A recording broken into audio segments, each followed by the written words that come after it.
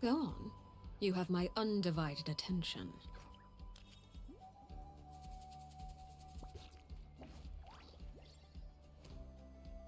Be prepared and stay safe.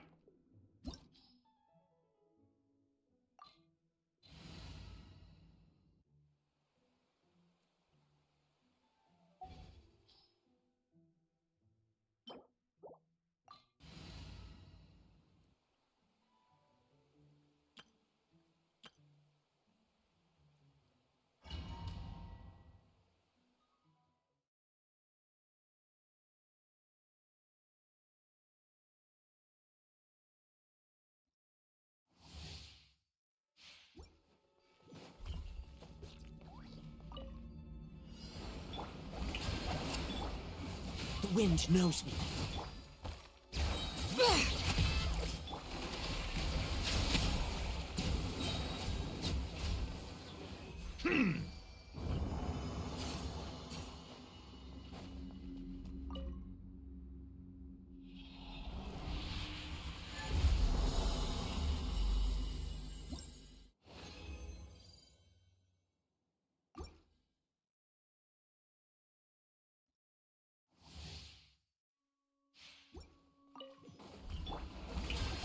Time to shine!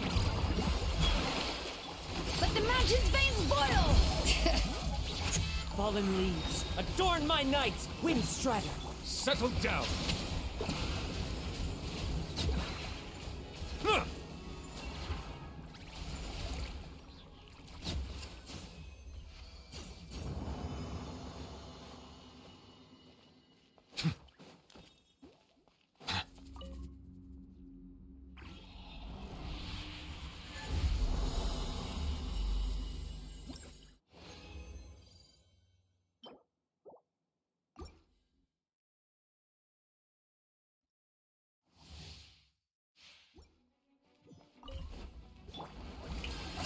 Silence! Into the wind. Bring it!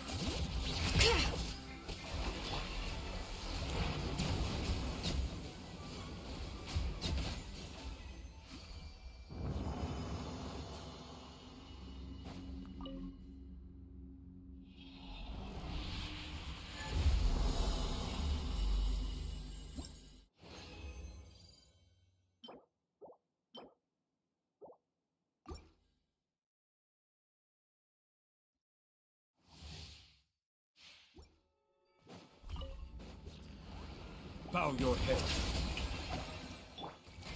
One with nature.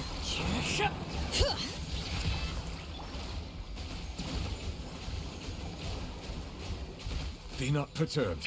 I am unscathed. Settle down!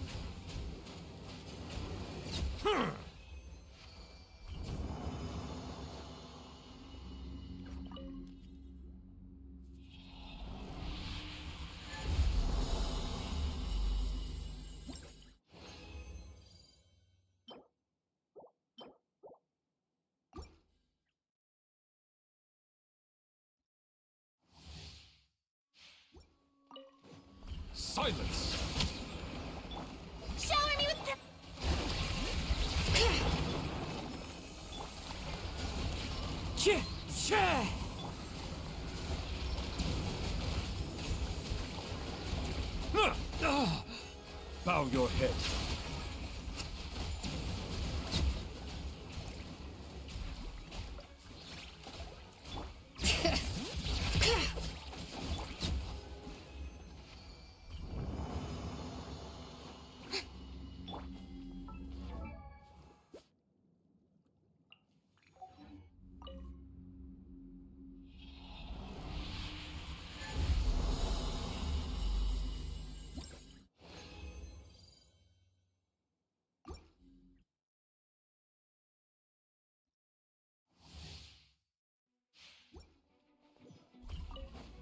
Strike a pose! Sha! Bring it! Silence!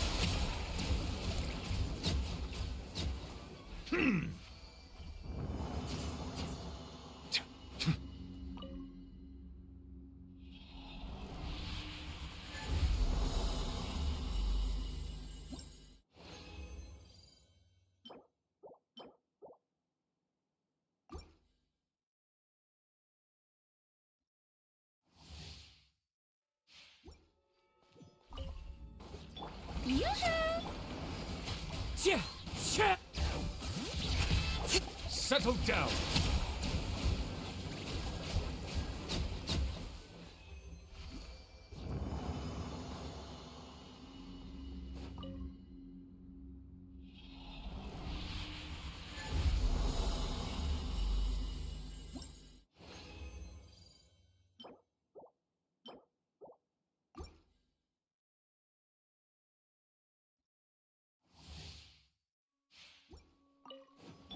Shower me with Into the wind! Silence!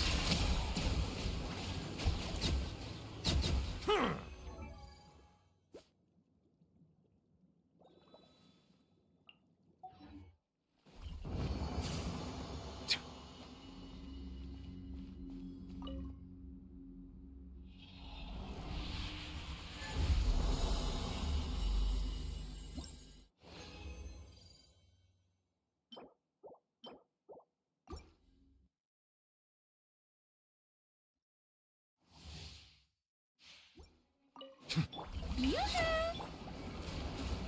Tja! Sha!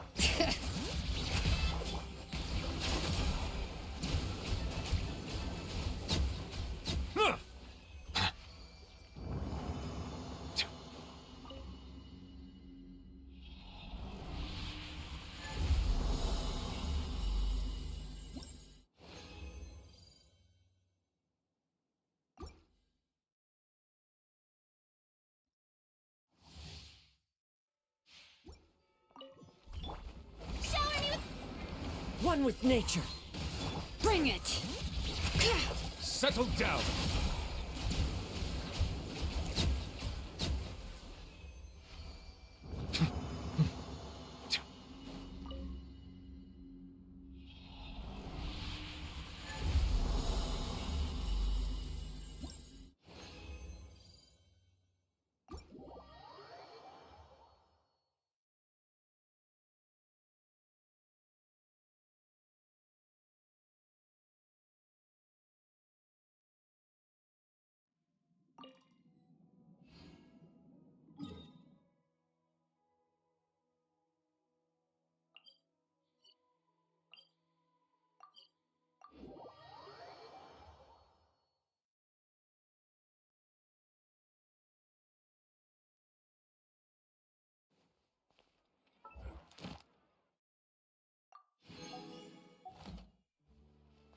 Add Astra.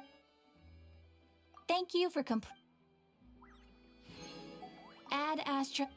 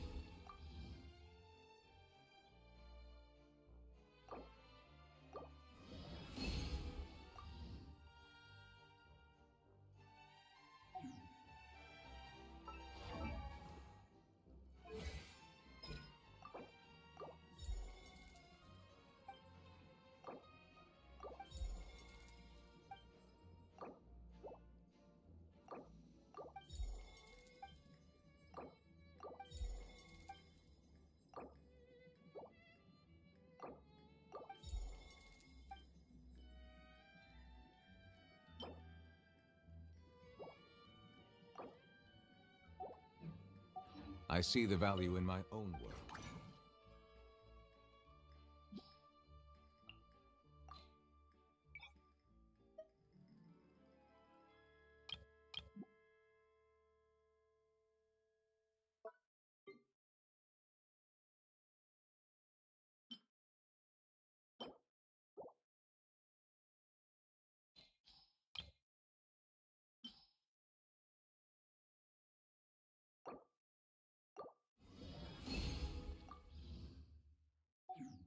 But I also see the meaning in...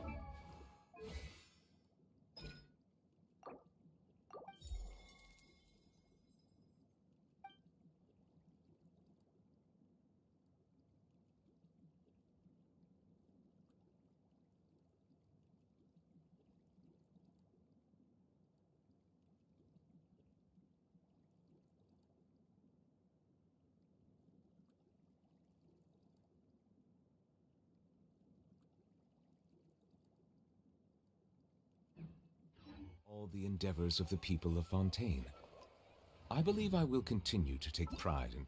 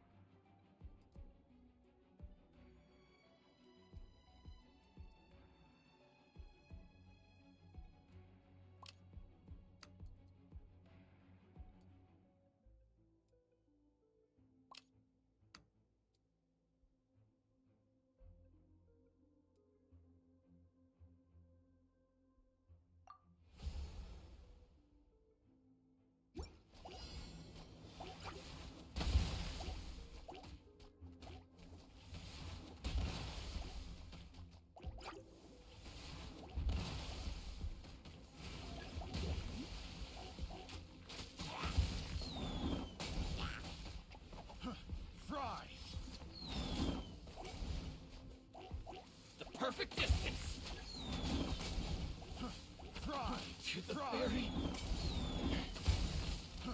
Fry! Fry!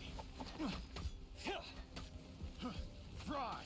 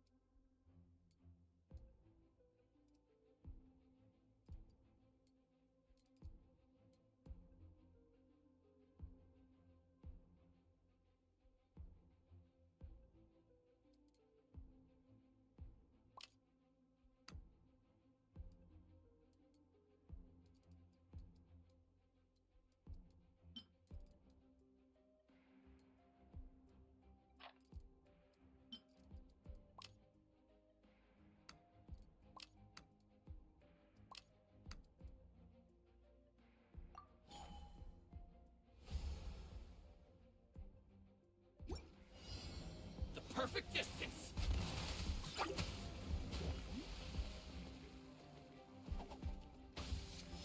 Ha!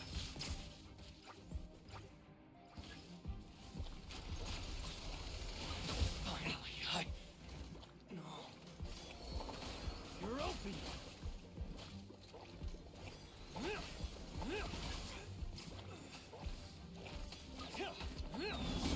End you!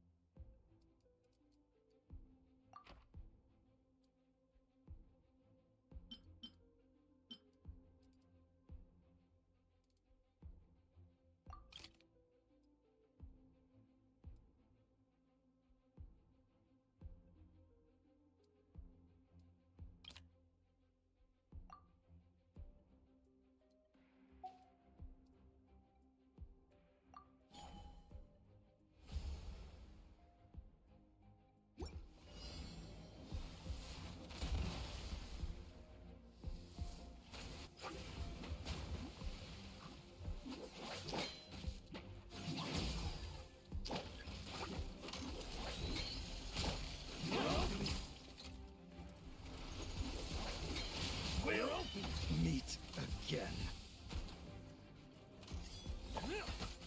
Going somewhere? To the ferry? You're open. Fry!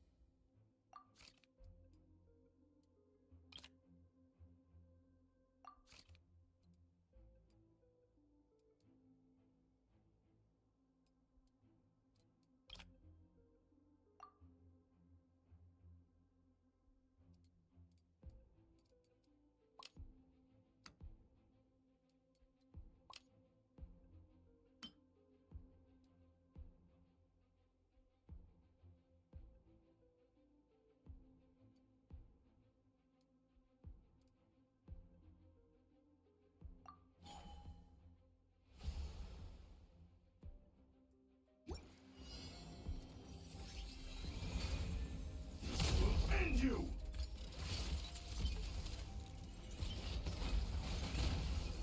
This will do! Bloom as the flowers in Gurabard! Bloom as the flowers in Gurabard! Bloom as the flowers in Gurabard! The eternal oasis at long last! Going somewhere? Cut down. Like this. To the ferry?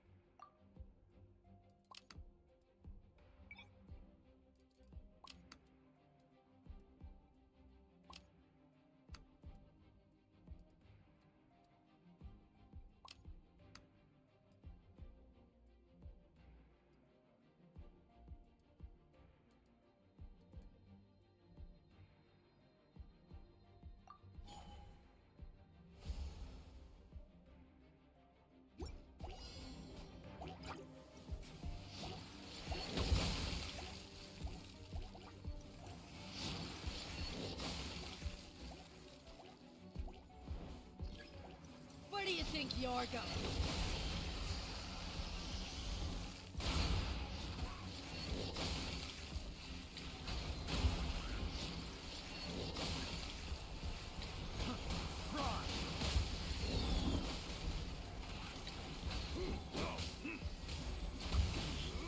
I wasn't done. I wasn't done. Fry!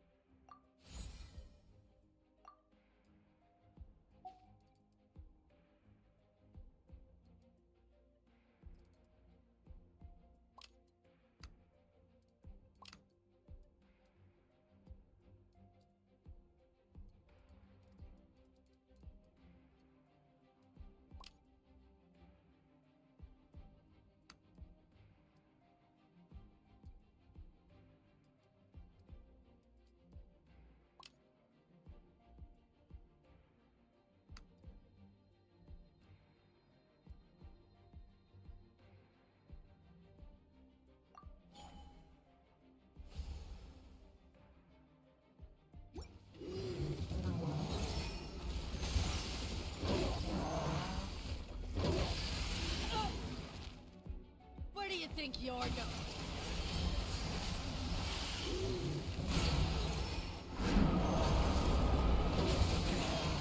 Where do you think you're going?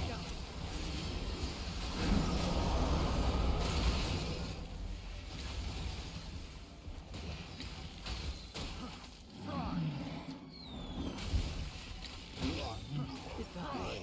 But we'll meet.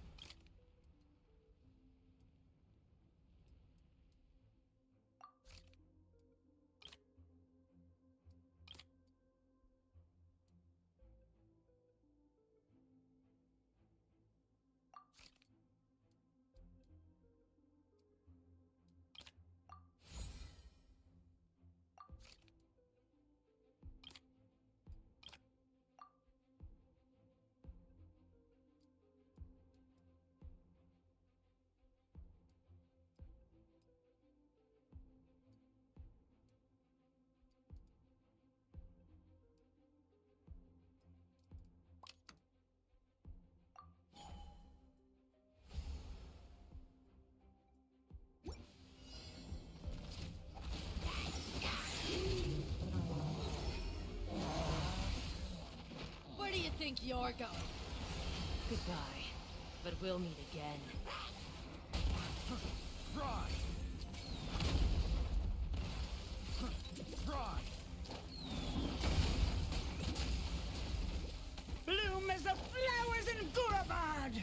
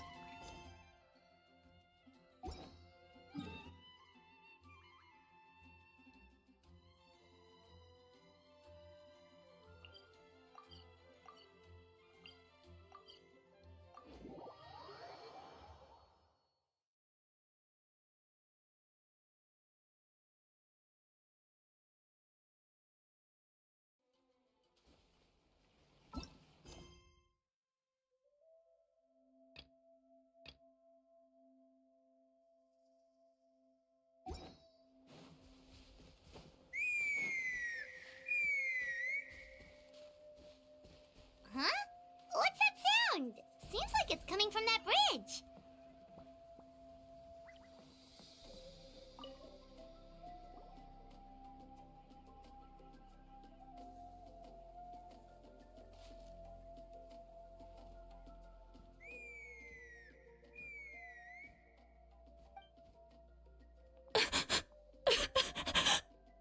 Oh no! Why is she crying? Should we go check on her? You know, just in case she's thinking of doing something stupid. I'd leave her be. The warriors of the Flower Feather Clan are a proud bunch who never show their vulnerability in public, even if they've gone wingless. Oh, Chaska? Good to see you again, Traveler and Paimon. Before we carry on, let's get a little further away before Koyer notices us.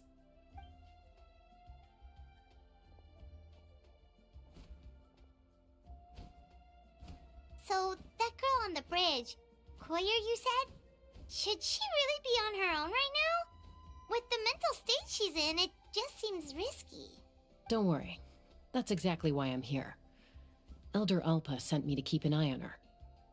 If she does attempt the unthinkable, I'll swoop in and catch her. I doubt it'll come to that, though. She's a fighter. A warrior, in fact. One who aimed for the sky. However despondent she might feel now, I'm confident she'll get through it. Well, in the Flower Feather Clan, there's an elite flying squad made up of Kukasaur riders. But it's an extremely selective squad. To become a rider, you need to undergo a trial where you not only demonstrate mastery of the relevant skills, but also win the approval of the Kukasaurs. Very few candidates make it through the process. Koyer has spent years training for her most recent attempt, but unfortunately she didn't pass. So it's not hard to see why she's so upset. Sometimes, after multiple failed attempts to pass the flying test and win the Kukasaur's approval, people get so disheartened that they give up on their dream to soar the skies. They resolve to quit trying for good. We call those people the wingless. Do they get expelled from the tribe? What? No, of course not. They're still prized warriors. We have a saying, just as the Kukasaur treasures every feather on its body, so the tribe treasures each one of its children. This hits even harder in the wake of the war. All of our young warriors carry the future of our tribe on their shoulders. Besides, every Kukasaur falls from its nest before it learns to fly. It's practically a rite of passage. Likewise for the wingless, we always hold out hope that one day, when they're ready, they'll rekindle their dreams and keep trying. Until then, all we can do is quietly watch over them from a distance. Just... Ah, okay. Paimon hopes she'll get back on her feet soon. Well, from the sound of her whistling, her confidence has been seriously shaken. No Kukasaur is going to respond to a call that sounds like that. Yeah, people from my tribe call to their saurian companions by whistling or blowing a horn. So it sounds like Koyer was trying to summon a Kukasaur to practice her flying. But the Kukasaurs are an even prouder bunch than our warriors. They would never respond to a lackluster whistle like that. First she failed the trial, and now she's struggling to even summon a Kukasaur. That's only going to hurt her confidence further. And getting trapped in that vicious circle is the kind of thing that'll make people go wingless. Surely there must be something we can do to help. That's very kind of you. Koyer's flying skills are up to par, but mentally she's stuck in a rut. If she wants to return to the sky, she has to overcome that for herself. I'm going to lay low nearby, just in case she takes a turn for the worse. Let me give you a tour around the tribe once this is all over.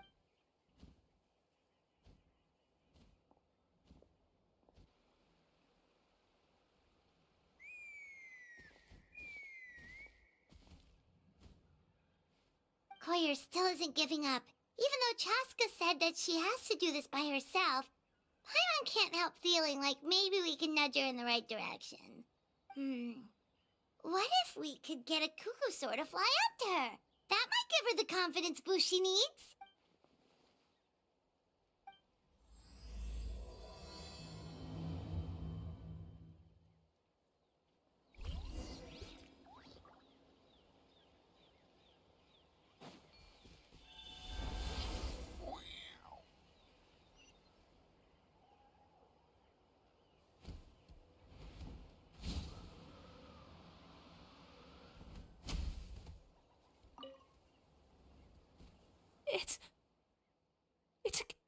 Kukasaur! Oh my gosh! Is this really happening? I did it! I summoned one!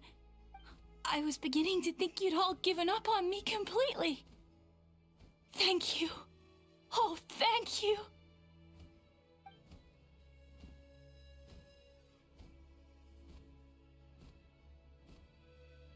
Excuse me? Would you mind if we did some flying practice together? Right now? I think I know where I went wrong in the test now.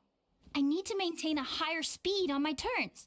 So, I just gotta practice my bell tail slides and split S maneuvers.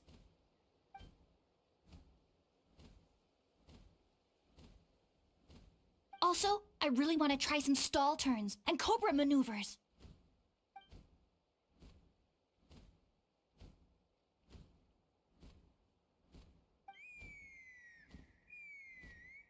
Huh? That sounded like a whistle. Is someone else trying to summon a Kukasaur? Hey! Wait! Wait!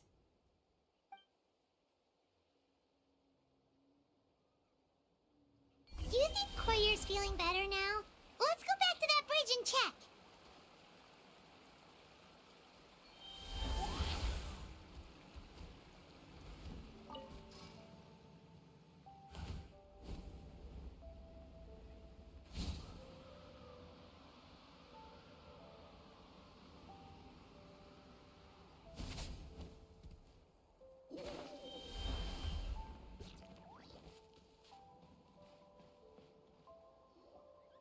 Chaska!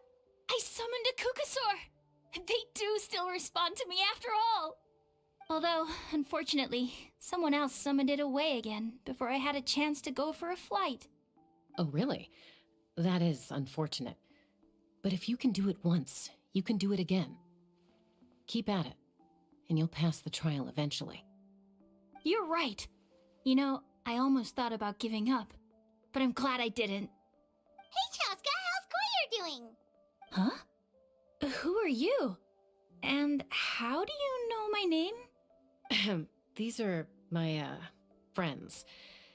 The Traveler and Paimon. You came up in conversation the other day because I was telling them about up-and-coming warriors in our tribe.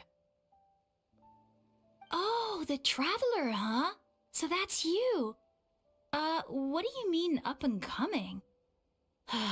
I'm closer to being wingless than I am to passing the trial. Anyway, we haven't met before, have we? You look so familiar somehow. Maybe you saw her in the stadium? Or anywhere, really. She's been all over Natlan lately, so it's not surprising that you've seen her around. If you say so. Koyer, Chaska.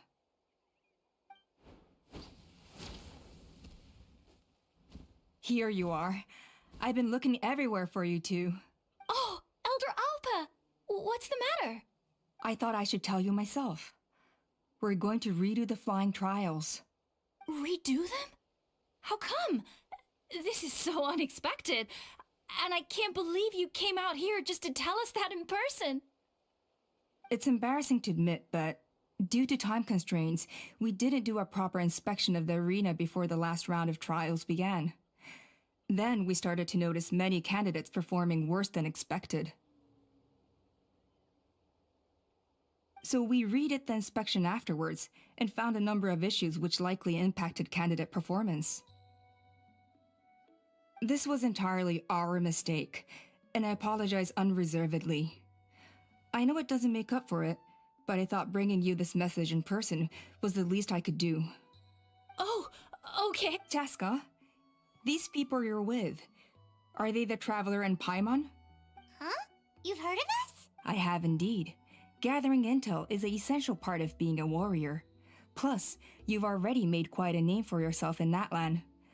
Actually, I've been meaning to invite you to enjoy our tribe's hospitality for some time. Hospitality? Oh, that includes food, right? Of course it does. If you let us host you, you'll be treated quite lavishly. Mighty warriors are highly revered in our tribe. Besides, we still owe you for your help during the war. Without you, we would have suffered far worse at the hands of the Abyss. So I like the chance to show you our gratitude on behalf of the whole tribe. Mighty warriors, plural? So Paimon counts too? Paimon's starting to like you a lot. That should go without saying. Your flying skills are the envy of our tribe. The Flower Feather clan seems like a really nice bunch of people. We definitely need to take her up on this offer. Well, I'd love to stay, but I'm afraid I still have to inform the other candidates about the retrials. With our younger generation's future on the line, there's no time to lose. Wait, Elder Alpa! Let me help! The sooner everyone gets the news, the better! Very well. In that case, Chaska, could I leave you to entertain our guests? Sure thing. Okay. Let's meet by the Obsidian Totem Pole later. Koyer, let's get going. Okay.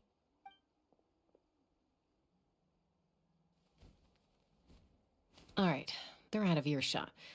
I'm just gonna come out and ask. That Kukasaur who responded to Koyer's call. That was your doing, wasn't it? I grew up with these creatures. I could tell something was off the second I saw it. Her whole demeanor seemed less like a Kukasaur and more like, well, you. So I figure you must have been pulling the strings somehow. She looked very flustered when Koyer asked for a ride, so I whistled to give her a chance to escape. And judging by the look on your face, that was a welcome intervention, huh? It's all right. If you'd rather your hidden talents remain hidden, I respect that. I won't press you for answers, and I'll keep my speculations to myself. You're the kind of person I'd still trust even if you had superpowers. I know you'd use them for good.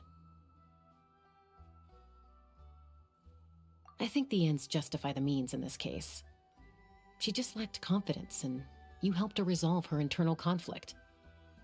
If you hadn't intervened, I likely would have gotten my mom to help out instead. Although, having said that, there's a small chance she might have recognized her and seen through the whole thing. That would have done more harm than good. Yeah. Anyway, if you're free now, how about I give you that tour I promised?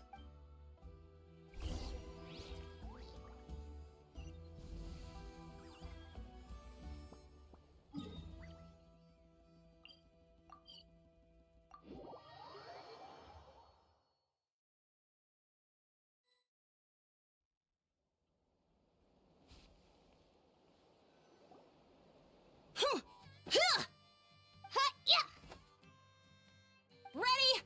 I'm gonna get you! Uh-oh. Are they fighting? Should we try and break them up? They're fine. Just doing their daily combat training. Combat training? A little young for that, aren't they? Not to us. We're a tribe of warriors. In ancient times, we were the most elite troops in the nation, responsible for patrolling and defending all of Natlan. And even though times have changed, we've kept our martial spirit alive. Hey, is that Chaska? Jessica! You're back! Oh, can you come train with us? Now's not a good time, I'm afraid. I'm showing the Traveler and Paimon around. Maybe next... The Traveler and Paimon? Wait, you mean that legendary warrior and legendary flying expert? Legendary? Yep, that's us. Awesome. It's so cool that you can fly without having to ride a Kukusaur. Even Chaska could only do that for short distances. Miss Traveler, can you teach me some cool sword tricks? Oh, Miss Traveler! My family's shop makes the best volcano cake! You gotta try it! Let's behave ourselves, everyone. These people are here as our guests. They're going to meet Elder Alpa in a few minutes anyway. Kotini, instead of being jealous of other people's talents, why not work on developing your own? Kapak, there's no point in trying any cool sword tricks until you've mastered the basics. Have you done all your sword drills today? And Yatlan, easy does it, okay? Not every conversation has to turn into you plugging the family business. Okay. Sorry about those kids. They just got overexcited when they heard your name. Hope it didn't bother you too much. This is a volcano cake that Yatlan forced into my hands. She said to think of it as an apology gift. Whoa, it smells Well, that's good. Yatlan will be thrilled. By the way, Chaska, those kids really adore you. You're way better with them than Paimon expected. Paimon figured you'd be more, aloof, maybe? Aloof, huh? Well, to be fair, there was a period when I was like that. Around the time when I first joined the tribe. But it's a terrible attitude to have as a peacemaker. It tends to turn situations that could have had a peaceful resolution into a stalemate that can only be resolved by force. Yep, exactly. As long as other options are available, I try to avoid that at all costs. Someone once told me that peace imposed by force will crumble in a matter of days. But peace achieved through genuine dialogue actually benefits both sides, even if sometimes the parties are only willing to negotiate because they're both armed to the teeth. That's true. Hey, Chaska! Uncle Cusco knows you're back, and he's coming to get you. Oh, thanks. Traveler, Paimon. Gotta dash. I'll meet you at the totem pole up ahead. You can't miss it. It sticks out like a sore thumb. Wait, are you running away? First rule of conflict resolution? Grab the fan and run before the you-know-what hits. Trust Chaska to make even running away sound cool. Sorry about this. Just stall him for me, okay? I'll explain everything later.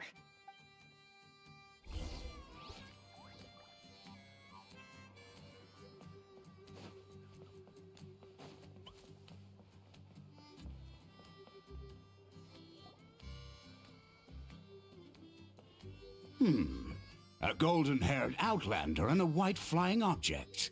You must be the traveler in Paimon. I heard Chaska was with you, but I suppose she's run away again, has she? Sorry, who are you? Who am I? Only her father. She's supposed to go for a checkup every 3 months to see how her abyss condition is doing. We both agreed on it. But she's already missed 3 checkups this year. That's 3 out of 4. Yes. She got exposed to abyssal energy as a young child. Then her birth parents abandoned her. It's lucky those wild cuckosaurs found her when they did, or she wouldn't have made it. They took her under their wing and raised her as one of their own. Eventually, some riders out on patrol spotted her and brought her back to the tribe. But she was practically feral at that point. The moment you took your eyes off her, she'd be getting herself into a fight, or she'd run away to be with the Saurians. She seemed to prefer them to her own kind. She might as well have been a Saurian in human form. That must be the aloof period she mentioned, right? We later discovered that her exposure to the abyss had planted seeds of conflict in her heart. So, we started trying to bring it under control, but ultimately, she's the only one who can control it. Anyway, she's much more human these days. Yeah, don't worry about her. She seems pretty stable to Paimon. She's probably only avoiding the checkups because she thinks it'll stop you guys from worrying about her. Yes, I'm well aware of that. She knows she needs to be careful. If her condition ever took a turn for the worse, she wouldn't be brushing it aside like this. It's just, every checkup she's been to, they find new cuts and bruises. Nothing to do with the abyss, of course. Oh no, that's all fine. The problem with her is, she's her own worst enemy. She's been living dangerously again. I'm sure of it. That's why she's avoiding the checkups. She wants to hide it from us. Yeah, Paimon can see her doing that. Oh. In the past, she always had Koichi to keep an eye on her. Now Koichi's gone, and I don't want to lose another daughter. Chaska's been increasingly reckless since Koichi passed. It's like she's trying to make up for it somehow. Next time you see her, please tell her to be careful for me. Even if she doesn't want to hear it. If she doesn't want to do these checkups anymore, that's fine. I just want her to stop putting herself in harm's way.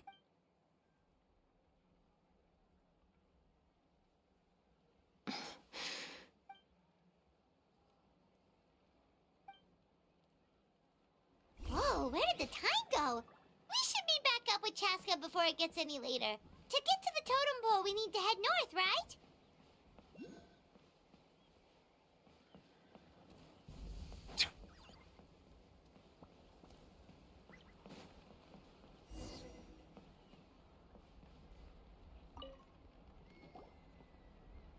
Hey, Chaska! Hey, Alba!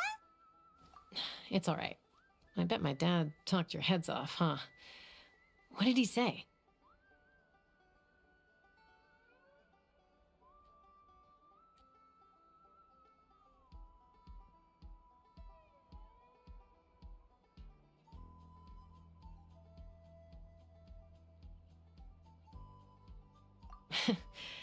I was sometimes a little impulsive back then.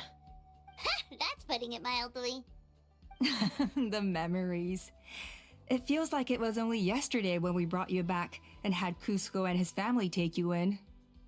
Back then, no one imagined this feral child would grow up to be the strongest warrior of the Flower Feather clan.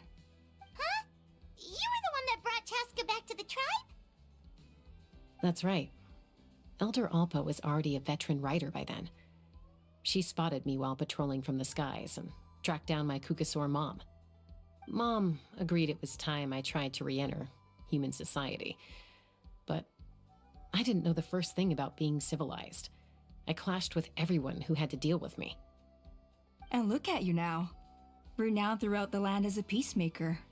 How time flies. When the day comes that I can't fly anymore, it will be up to you to look after our tribe and our flying squad. You know me, though. I'm not a natural commander. I'm better off as a lone wolf on the front line. So stick it out at least a few more years, okay? Give Koyer and the others time to come into their own. Oh, stop. Wait, so isn't the leader just the strongest warrior in the tribe?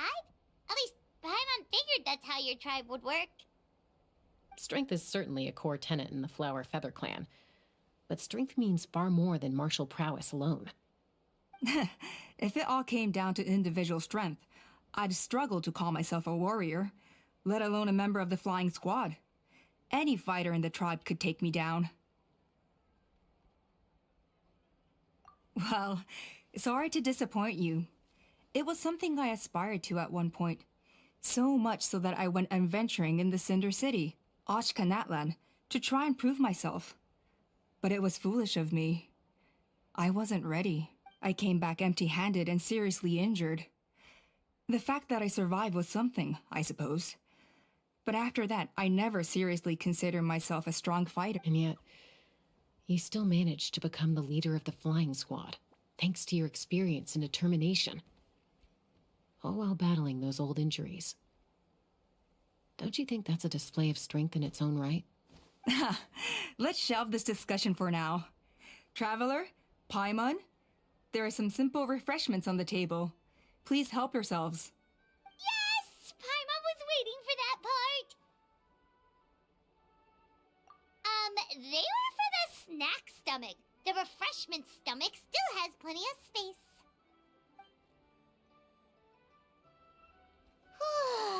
Paimon is so full. Well, if you're enjoying our hospitality, feel free to stay with us as long as you like.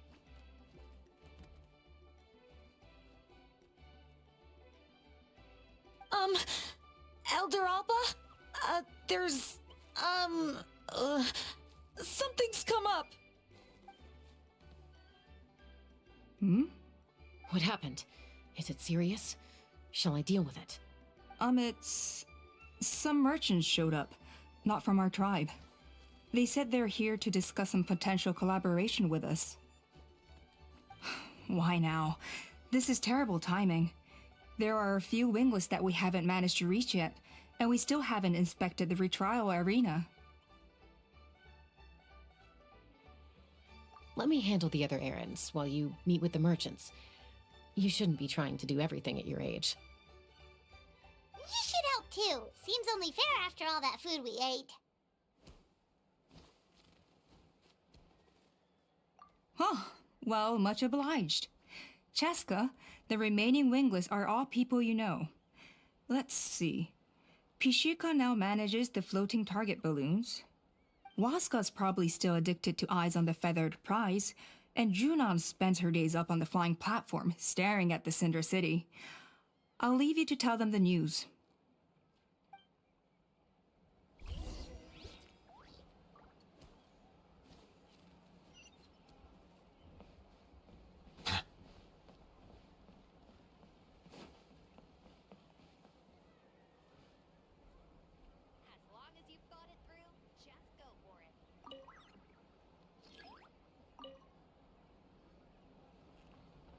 Are you sure you don't want to reconsider, Pashika? I appreciate it, boss. But honestly, I'm pretty happy with my life nowadays. Pashika, they're redoing the flying trials. Huh? Mutoda? Ah, did Alpa send you? I was just telling Pashika the news, actually. The way things are with the tribe these days. I mean, you don't need me to tell you. Ah, come on, boss. Do you have any idea how long it's been? I've been wingless for years now. I'm not cut out for that anymore. Of course, I'll do my part if we ever need to defend the tribe. But there's really no point in me trying out for the flying squad now. I've already made my peace with it. Not everyone has what it takes to return to the sky after going wingless. Elder Alpa's perseverance is something else. And it's okay if I'm not destined for greatness. I might not have the Kukasaur's approval, but with my hot air balloons, I can still reach the skies. Handling these balloons every day, seeing how the customers react, the looks on their faces, that's enough for me. Finding something you love doing can be just as hard as passing the flying trial. It's worth holding on to. Fair enough. It's your choice. I won't force you. Oh, by the way, you should try taking a balloon ride if you've got the time. Once you've been up there for yourself, you'll see why I love it so much. No problem. If you ever want to give it a try, you know where to find me.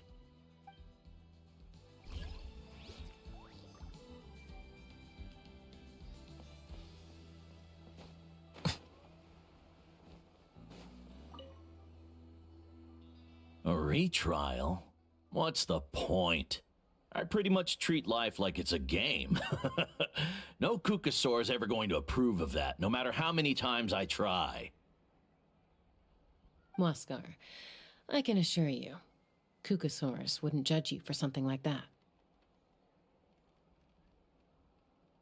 Well, they must be judging me for something.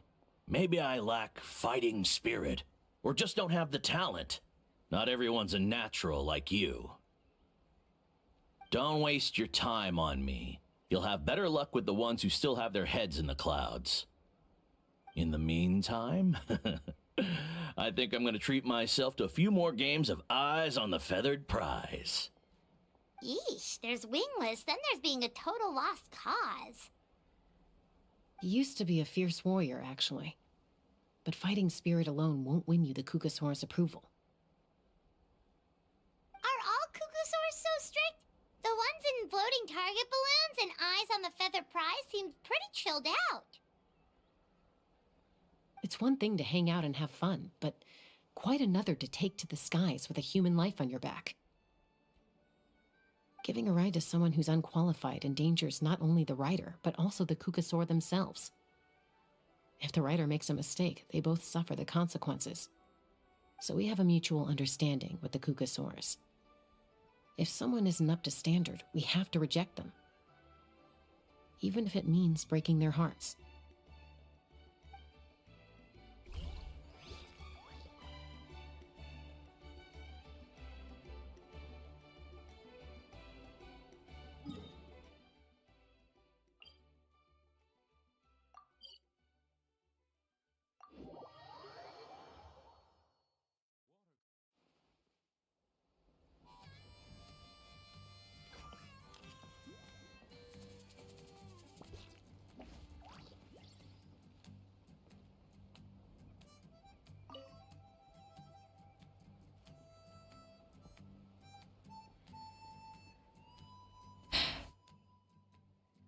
Hey, Junan. Gazing out at Ochkanatlan again, huh? Chaska? What are you doing here? Is something up? The flying squad is hosting retrials again soon. Want to give it another try? Maybe you're forgetting the definition of wingless. I've failed so many times already that I've decided to call it quits for good.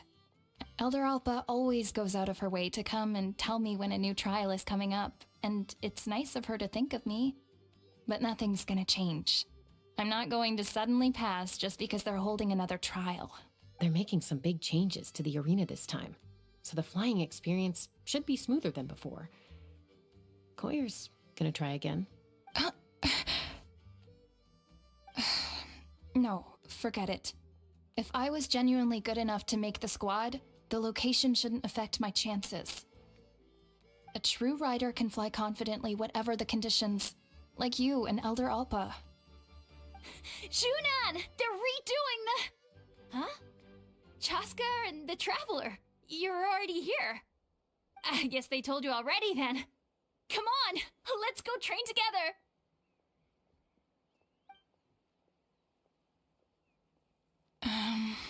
I'm gonna sit this one out. What? Why? But you've always looked up to Elder Alpa. She went wingless after her injury and spent years drifting, but even she came back and made it in the end. If she can do it, why can't you? I mean, I don't have that kind of perseverance. And besides, the last thing I want to do is fail in front of her yet again. Oh, come on. You know you don't need to worry about that. All right, well, how about we just treat this as you being my mentor? Then will you train with me? I mean... Enough umming and ahhing. Let's just get up in the air and figure it out as we go. Wait! Hold on, slow down. I can't keep up. Well, that's one way to do it. They've been best friends since they were kids. If anyone knows how to get Junan out of a rut, it's Koyer. You helped Koyer deal with her internal conflict, and now she's done the same for someone else. You know, people often talk about how one conflict leads to another and so on. But sometimes in life, things spiral in a good direction instead.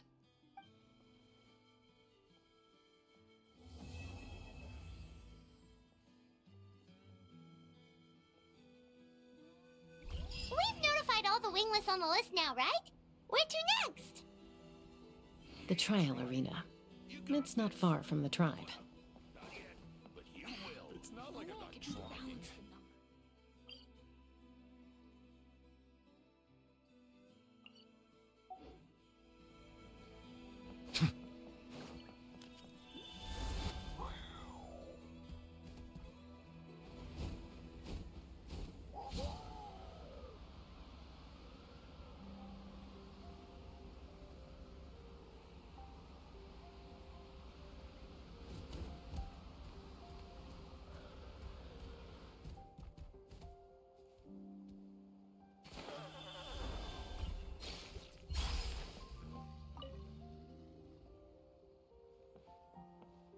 Oh, hey there, Chaska.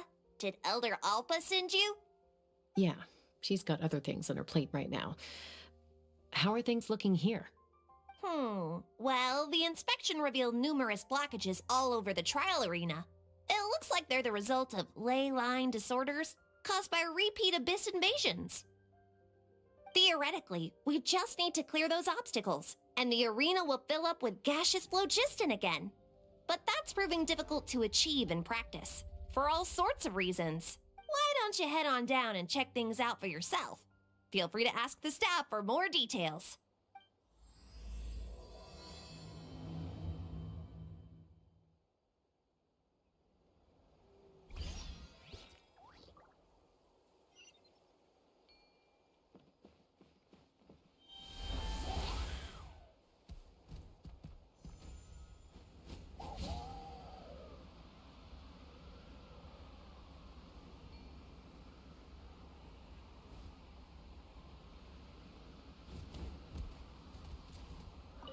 How strange. Why is there so much solid phlogiston here? Well, could be from the Children of Echoes. Maybe it got swept up here due to the ley line disturbances? And I did see those strange markings on the cliff.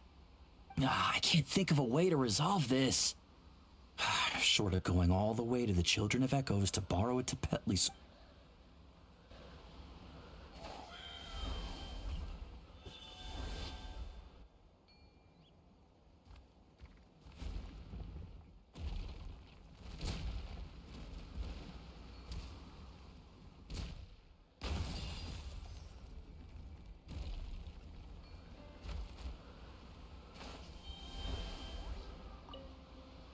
Whoa! Did you see that? A Tepetli sword just showed up. How did it get here? Just passing by, or...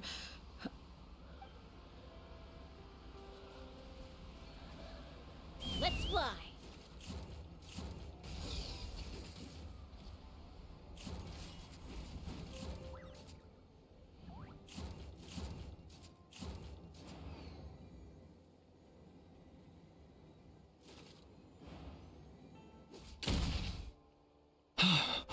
Oh, are you here to help? Thank goodness. There's no way I could do all this by myself. So the blockage here has to be cleared using a special bomb, but carrying explosives up that steep slope would be a recipe for disaster. If I dropped it or slipped and fell, I'd be blown to bits in an instant.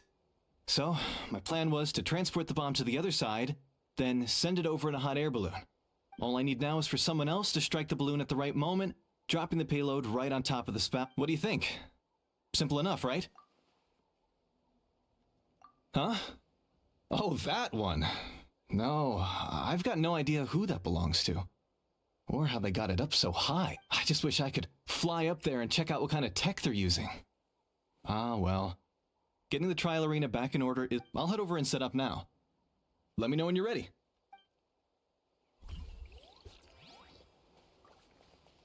All right! Get ready!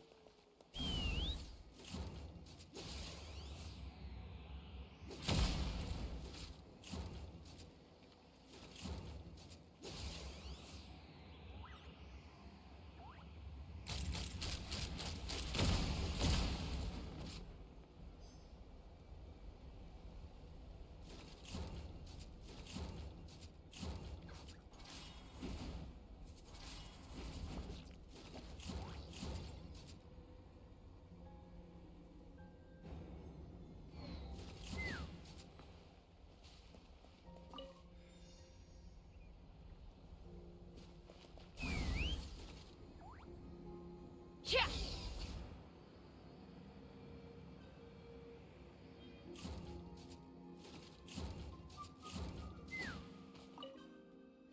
This is crazy.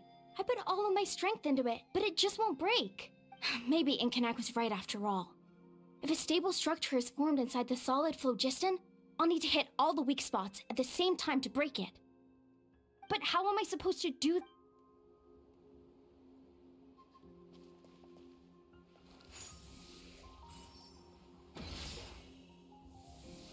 Let's fly.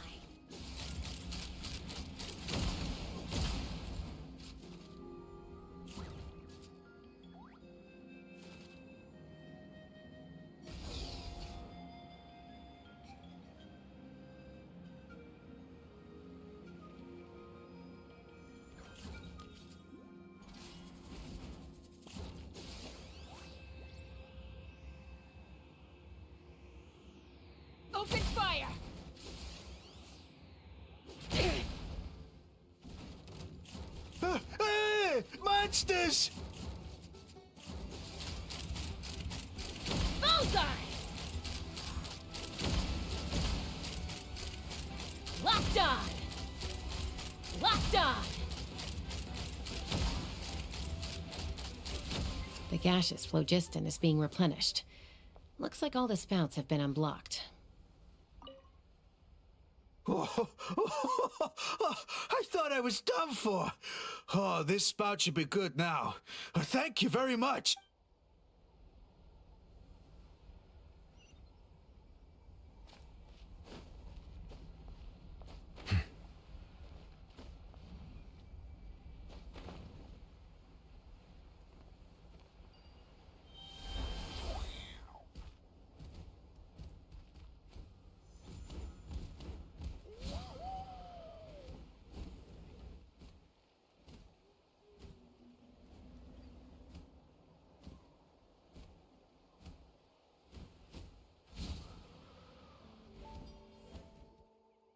Wow, you took care of everything in no time at all. Incredible work. Now we just have to wait until the gaseous phlogiston is fully replenished. Then we can kick off the retrials. Actually, Inkanek, I'd like to do a test flight first, just to make sure we're not missing anything. Could you arrange that for me? Huh? But you only just finished getting the arena ready. There could still be other hazards we're unaware of. All the more reason to have me test it out. Think of it as another inspection. I guess you're right. With your flying skills, you won't be in any serious danger, even if there are hazards we overlooked. The conditions in this area seem a little unstable, but a test flight is the only way to catch any lingering issues. All right, I'll get things set up for you. Just let me know when you're ready.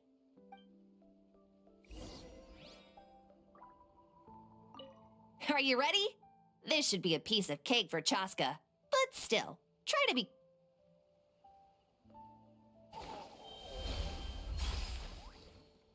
Are you ready?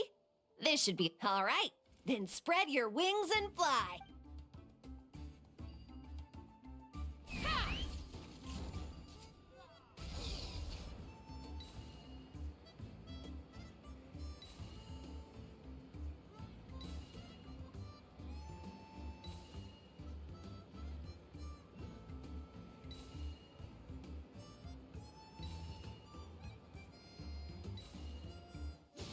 Yeah.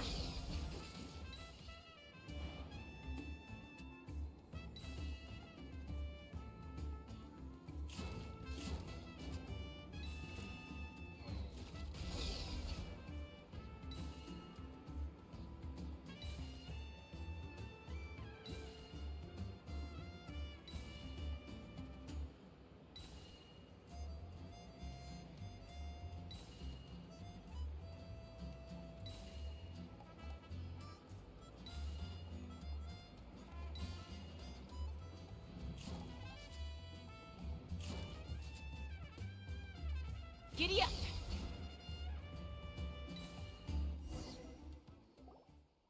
That was amazing. Paimon couldn't take her eyes off you. No, nothing major.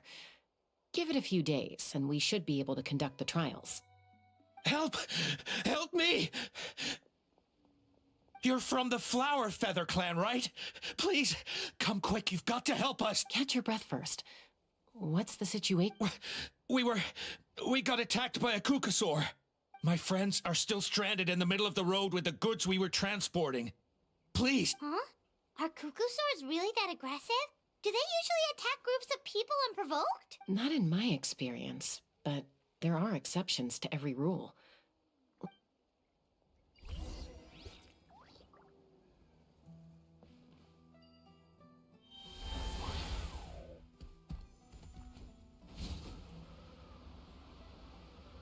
Ouch! I've never seen such an aggressive Kukusaur.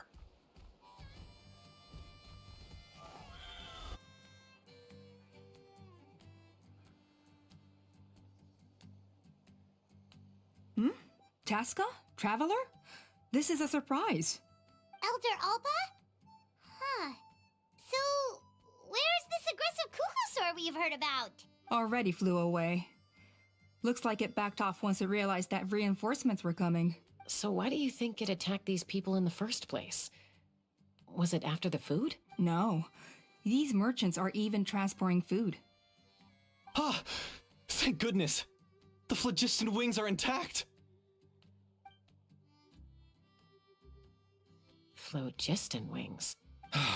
Thank you so much for coming to our rescue. These phlogiston wings are our most prized goods.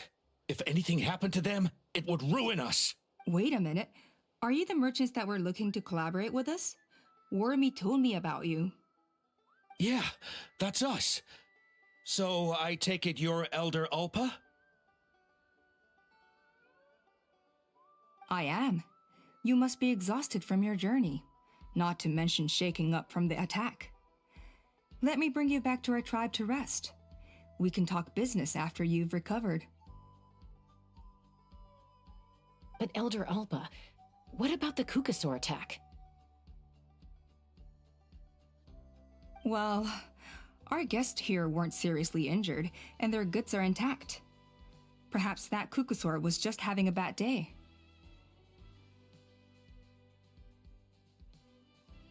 There are so many of them around here. You'd expect something like this every once in a while.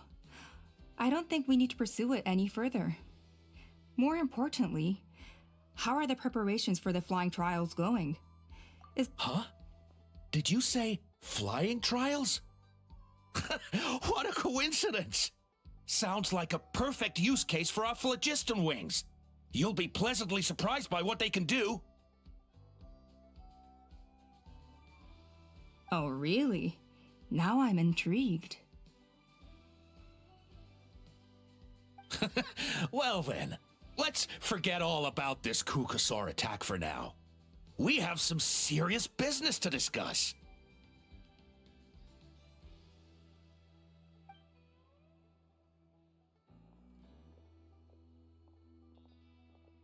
Huh?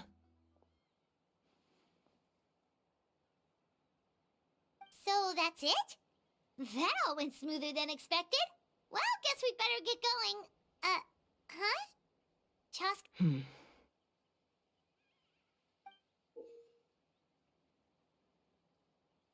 A blood-stained feather.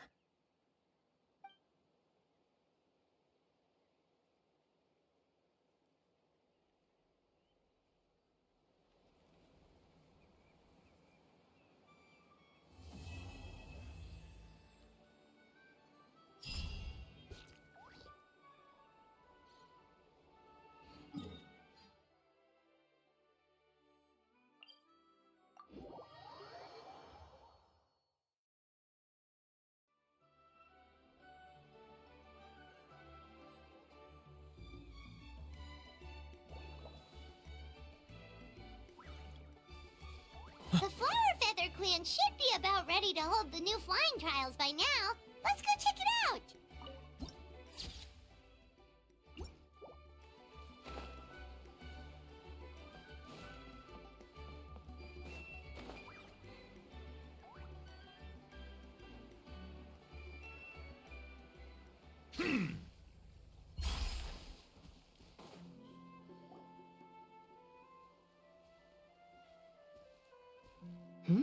Ah, Traveler and Paimon. You came. Yep, and it looks like we made it just in time! Although, can't say the same for the Kukusaurs. Bit of a low turnout, huh? Yeah, you'll see why soon enough. All right, get ready. 3, 2, 1, fly!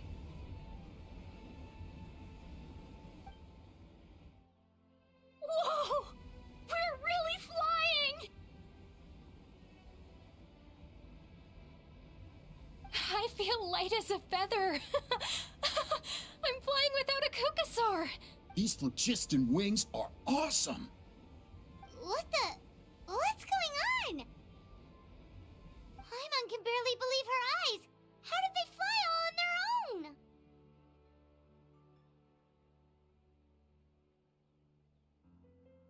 The merchants we ran into that day were selling a product called phlogiston wings.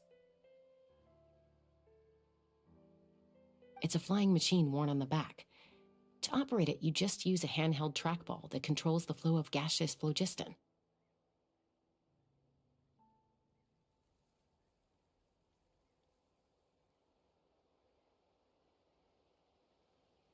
That's incredible!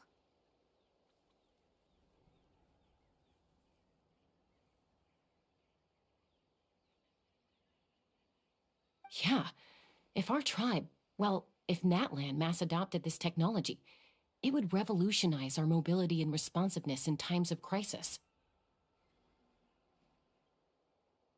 Just think of the countless tragedies that could be averted.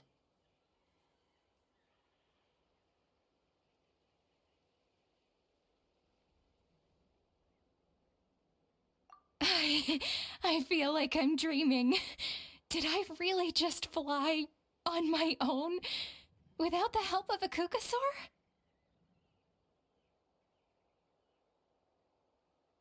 You'd better believe it! Plus, you just passed the flying trial! Right, Elder Alpa? Elder Alpa?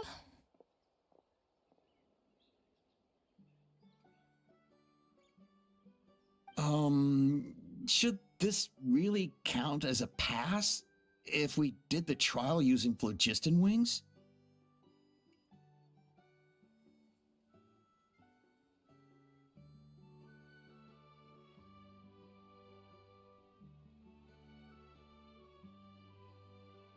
Why not?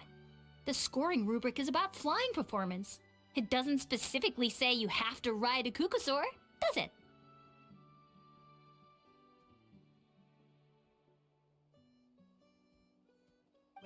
Yeah, maybe, but I mean, even Chaska had to ride a Kukasaur in a trial, right? And the whole point of the trial is to test both your flying technique and your ability to work with a Saurian companion. Well, if we can fly by ourselves, maybe we don't need to test the ladder anymore. Chaska, Traveler, what are your thoughts on this new invention?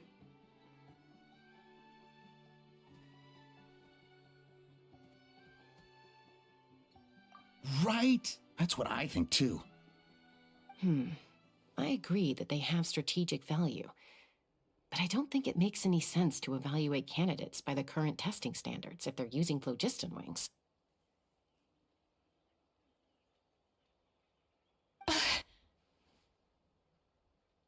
Why?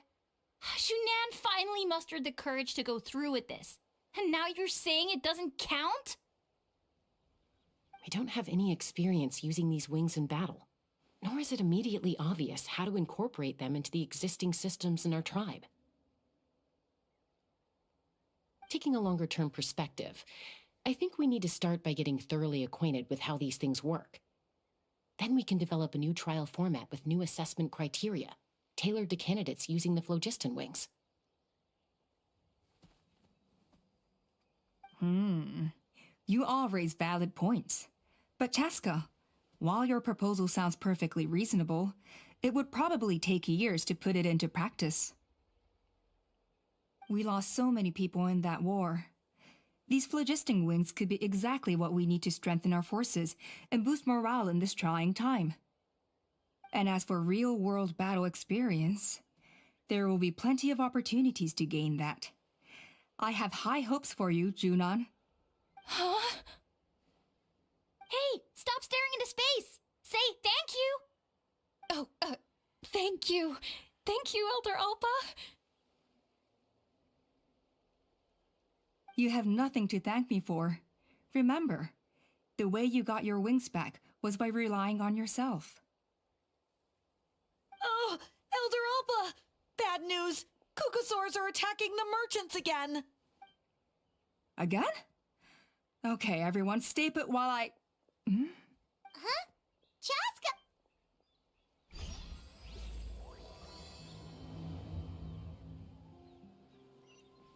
Why did Chaska rush off like that?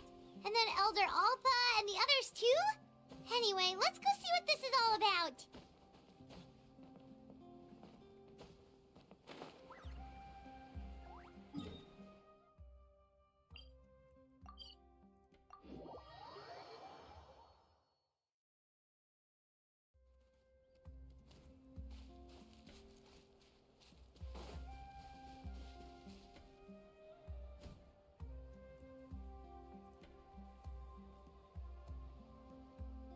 Oh, it's back! It found us again! Run! Get out of here! Curses. She's really riled up this time. Hey! Stop running! We'll never outrun a creature with wings! Get back here and let's fight! Stop! All of you!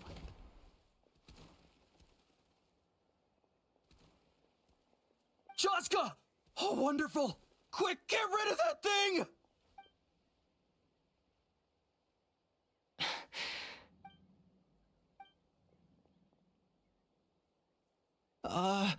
What's going on? Why isn't she doing any— So it really is you. Sister. Wait, sister? That Kukusaur is Chaska's sister?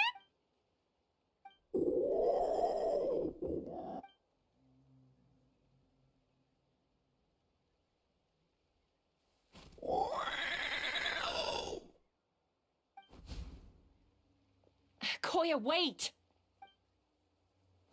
Is Chaska gonna be okay? Should we go check on her?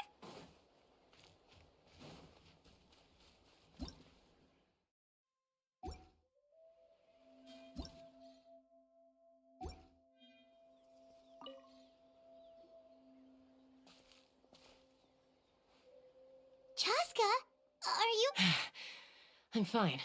Sorry for making you worry. No point. She's an expert at hiding her tracks. Once she's shaken you off, you'll never catch up to her. At least, I always used to lose to her at hide-and-seek when we were kids. Well, yeah. You know I was raised by Kukasaurs.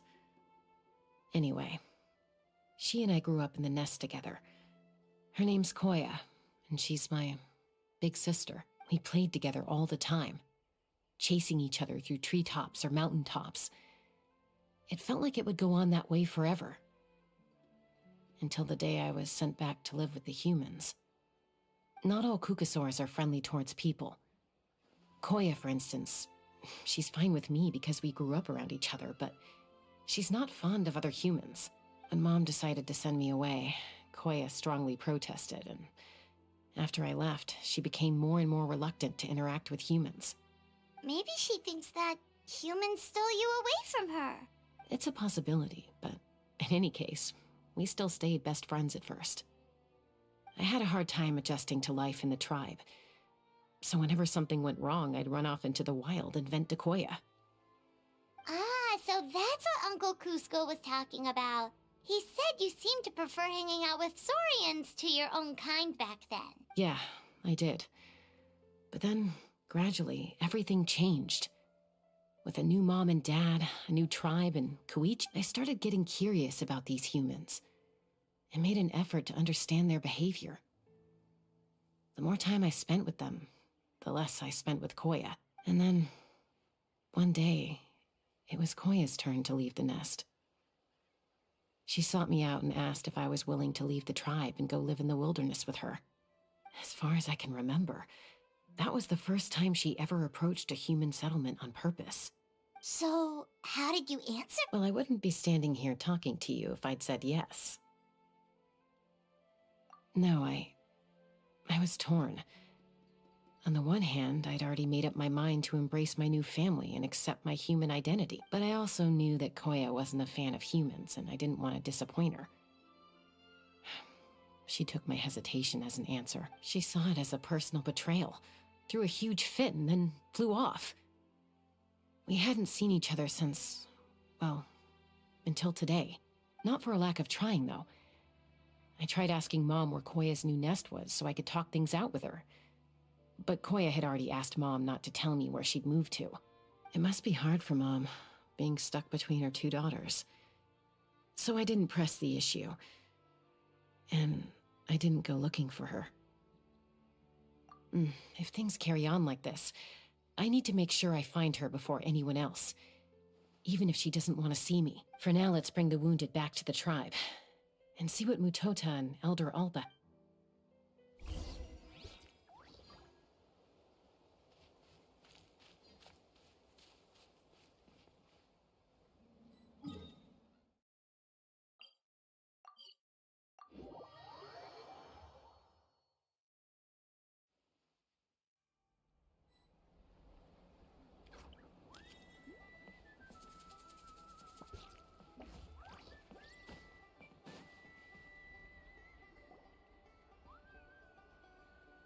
So, I hear there's been another Kukasaur attack. Ha! I knew it! They're wild animals, and they can't be— Hey, show a little respect. The Kukasaurs are our partners. Maybe in the flying squad, but they don't give a hoot about the rest of us. Well, now that we have the phlogiston wings, do we even need the Kukasaurs anymore? Are you kidding? How are we supposed to protect our tribe? Huh? Protect our tribe? Or are you just scared that your precious flying squad will lose its prestigious position? You take that back! Things are changing so quickly. Chaska, there's a conflict emerging there. Aren't you going to nip it in the bud? The whole tribe's talking about this now. Breaking up a single fight won't solve anything. The real source of conflict here is the phlogiston wings, and what happened with Koya.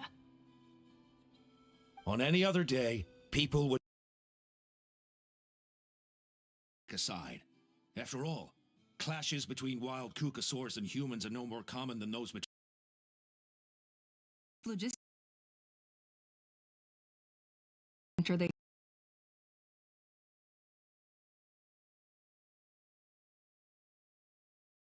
to debate over whether our tribe needs the kukasaurs at all. I worry that we risk repeating the mistakes of the Cinder City. Back then, Lord Ochkan's hatred of the Saurians nearly destroyed the peace forged by the Pyro Archon. Chaska, to prevent things from deteriorating further, I'd like to task you with restoring peace to the tribe. I will.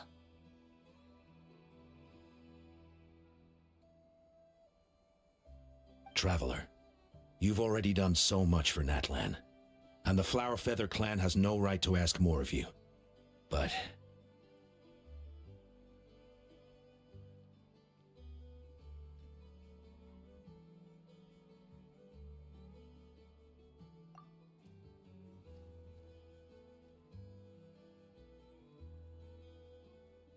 thank you.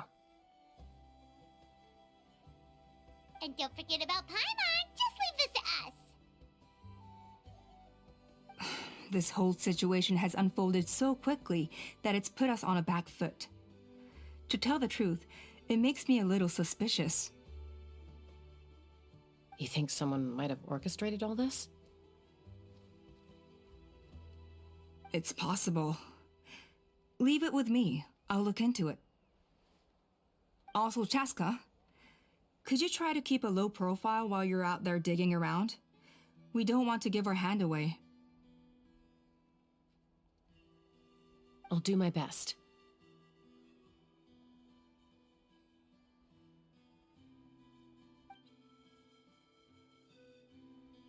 Okay, so where should we start? This all began with Koya's attacks. If we can find out what led her to do it, that should give us something to work with. Unlikely. Given how she reacted when I showed up, I don't think she's forgiven me. If you want to resolve a conflict through dialogue, sometimes you need a third-party facilitator. Let's go see my mom.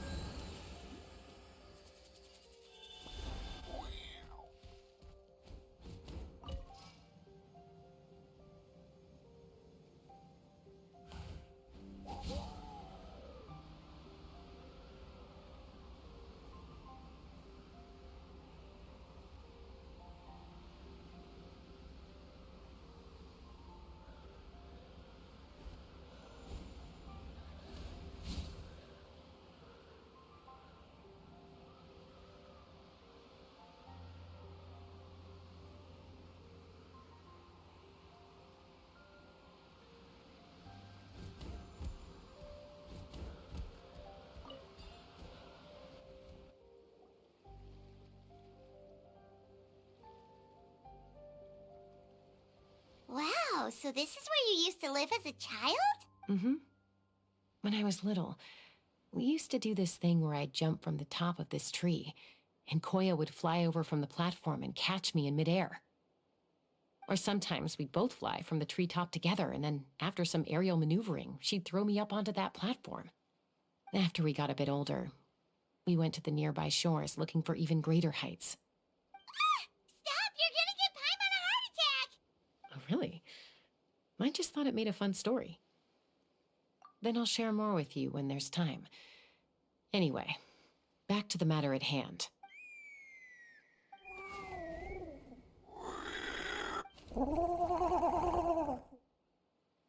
Hey, Mama Bird, I'm back. My last visit was only a week ago, wasn't it? See? I visit you more than I visit Papa Cusco. I brought a couple of friends with me. These are the Traveler and Paimon. Traveler, Paimon, this is my mom. Her name is Chimpu. In the human tongue, anyway. Hi!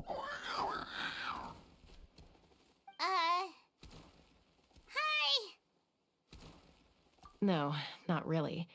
I don't speak it as such, but I can sort of get the gist. Although only with Mom and Koya, since I spent my formative years with them. Even then, it's basically a best guess based on their sounds, body language, and expressions. Seems to work about 9 times out of 10, anyway. As for whether Mom understands me, I can't always tell. But somehow we still manage to communicate. Call it the family bond, I guess.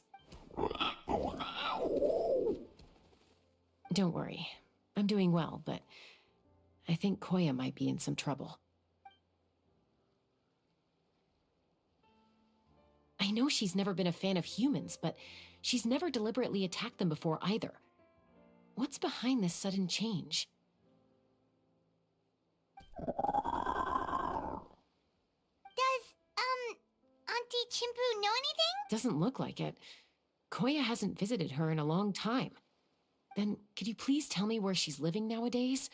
I really need to talk to her. If this animosity between her and the tribe continues, then the next time there's an incident, I don't know if I'll make it there in time. She said she'll take us there. Thank you, Mom.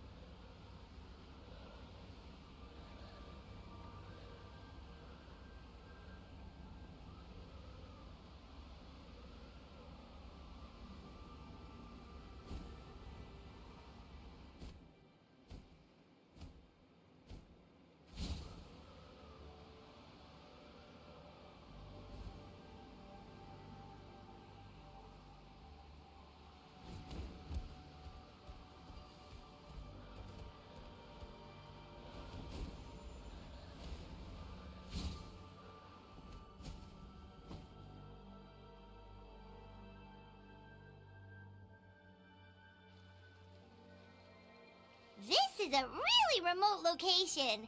Guess she was trying to get as far away from humans as... We stay here?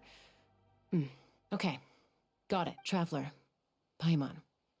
Mom says we should stay out of sight for now. She'll talk to Koya first. Koya is very hostile toward humans right now. So if we show up unannounced, it might just make things worse.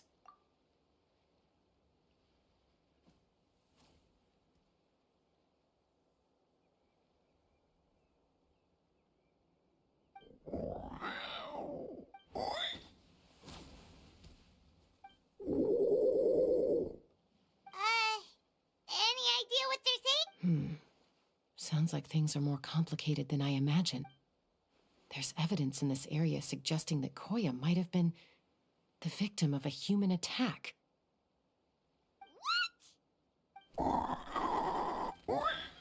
No! It's Chime, Koya's child. The attackers kidnapped her. They came over the sea, under the cover of night, and they took What the heck? Who would do such a— I searched day and night, and finally found them.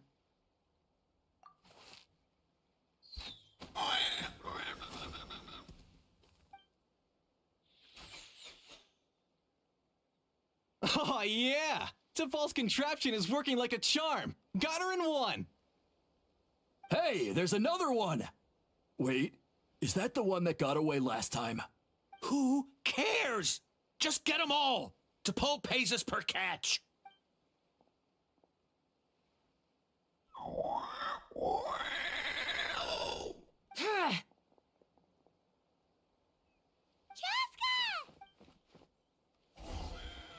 Chaska?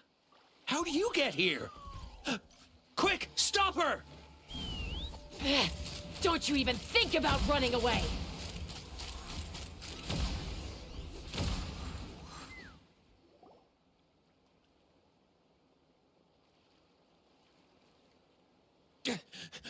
Don't come any closer, or I'll... Go, Phlogiston Wings! Take me out of here! Uh-oh, looks like it malfunctioned. This is bad. Mom and Koya are already injured. And if that thing explodes... Help! Elemental energy suppresses it! Please, someone! Get back! It's still going. Guess we need a more permanent solution.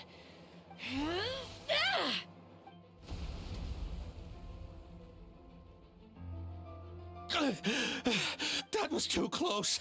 I thought I was gonna die.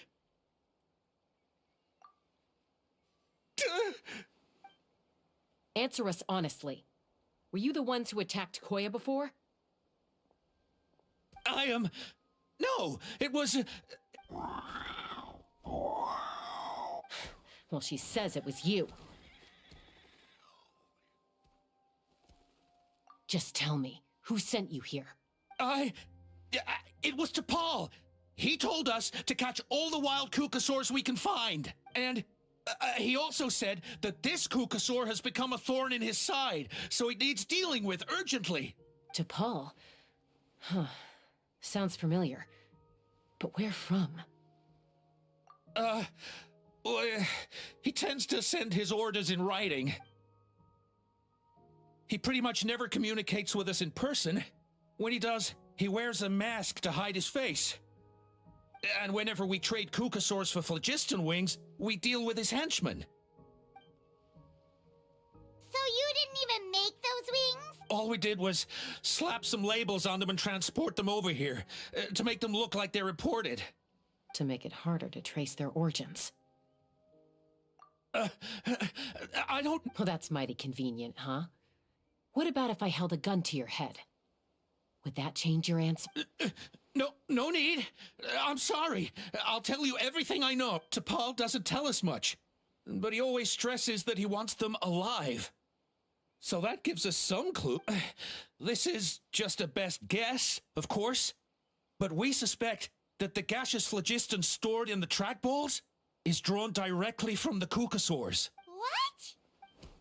What? Easy now. You're still injured. Hey, keep talking. Yes, ma'am. So, the gaseous phlogiston has to be highly refined in order to power the phlogiston wings.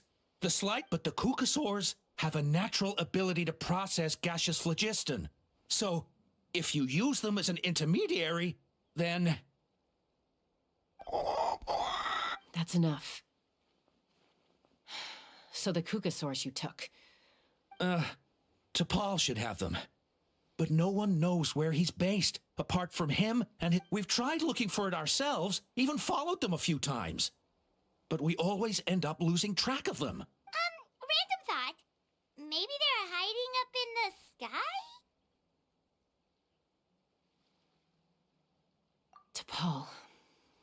T'Pol. I'm sure I've heard that name. Maybe it was... Jaska, Traveler!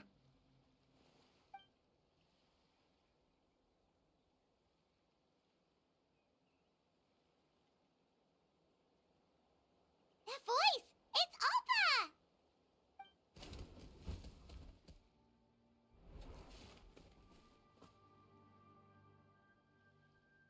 Elder Alba? What brings you all the way out? Well, I was patrolling nearby when I heard the sound of an explosion. What's going on?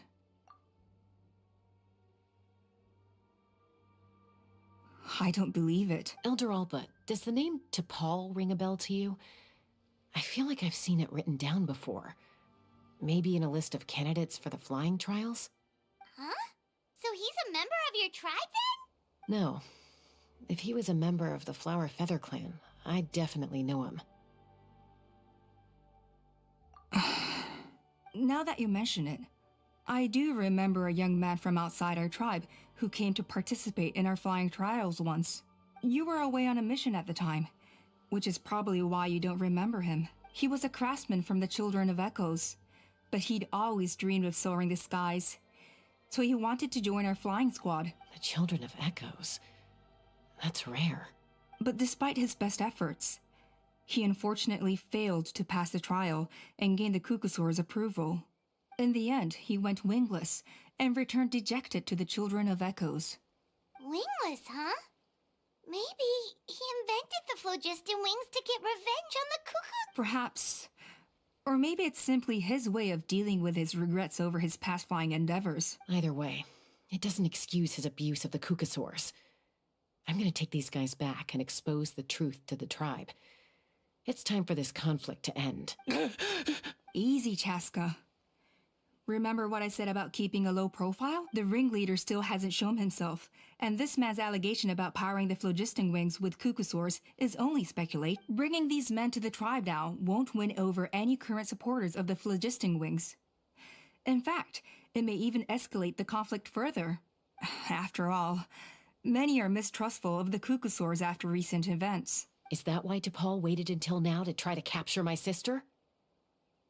I don't know. I mean, he did tell us to spread negative rumors about the Kukusaurs and slip some Mora to anyone opposed to them, but... But Koya only attacked humans because they stole her child! Nevertheless, we will be hard-pressed to change people's minds while emotions are running high. Unless we have irrefutable evidence. Bravo! My thoughts exactly.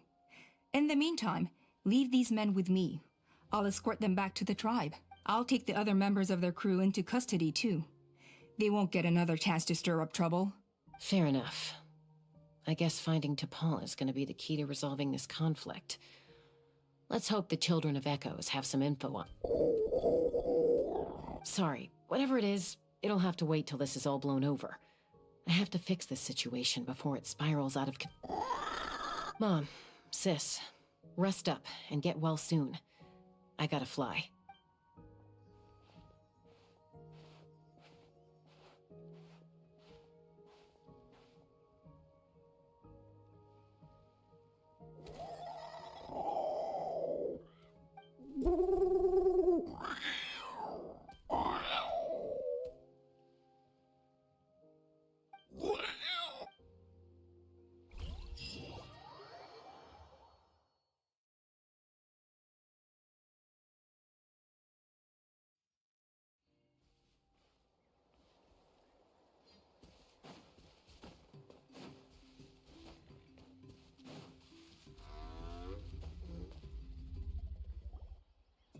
So Alpa says that T'Pol's from the Children of Echoes.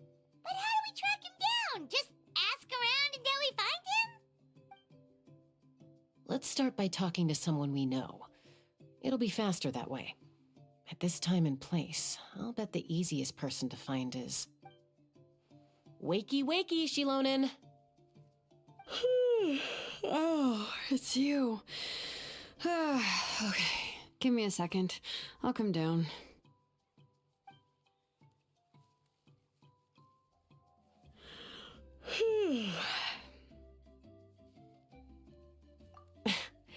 I climb trees to fly further and see farther. I don't usually stop for a nap. Well, we're not all like you. Always full of energy, even after flying around all day. Yeah. So, you've come all this way and interrupted my precious nap time. Might I inquire as to, why? I'm sorry, Shilonen, but it couldn't wait. Does the name T'Pol mean anything to you? He's a craftsman, apparently. Huh. T'Pol.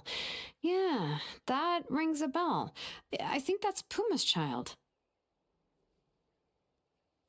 Nope, I'm afraid you're a few years too late. Why are you looking for him?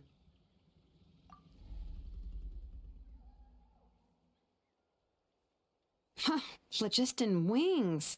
Wow, okay. The kid actually pulled it off. Well, looks like, no more rest for me today. Pulled it off? You mean he's tried making something like this before? Yeah, he started trying to build a flying machine right after he got back from the Flower Feather clan. So right after he went wingless, then. Was this flying machine anything like the gun you made me? You mean your gun that's harder to tame than the proudest Kukasaur? No, he wanted to build something that allows anyone to fly freely, even if they're not naturally gifted. But he never got very far back then, though. Blew up his workshop a few times and barely made it out alive. I never really kept up with him after that. His parents traveled a lot in their youth and only returned to the tribe after he was born. But they settled in a remote area and don't interact with other people much, which means most people in the tribe don't know them very well. Your best bet is to chat to his direct family. I'll, go get Puma. Wait for me in front of the workshop. I won't be long.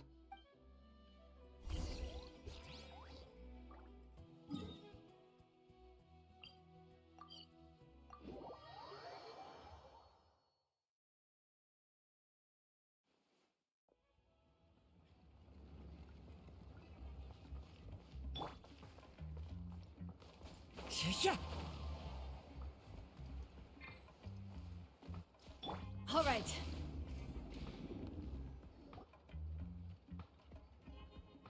I'm back.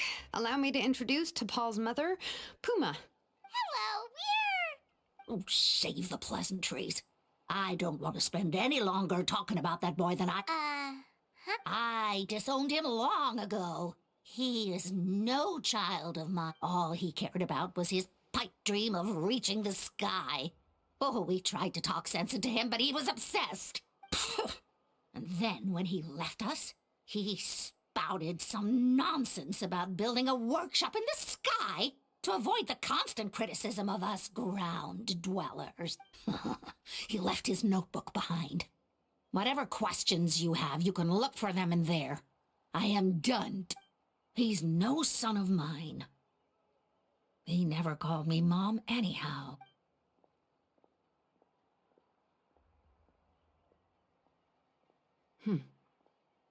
Wow, they've really fallen out. Paimon sure wasn't expecting that. Her husband, T'Pol's father, he passed away recently, and T'Pol didn't even bother to show his face at the funeral.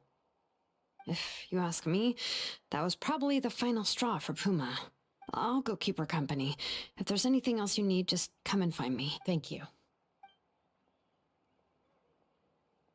Okay, so this notebook is the only lead we got now, right? What's it?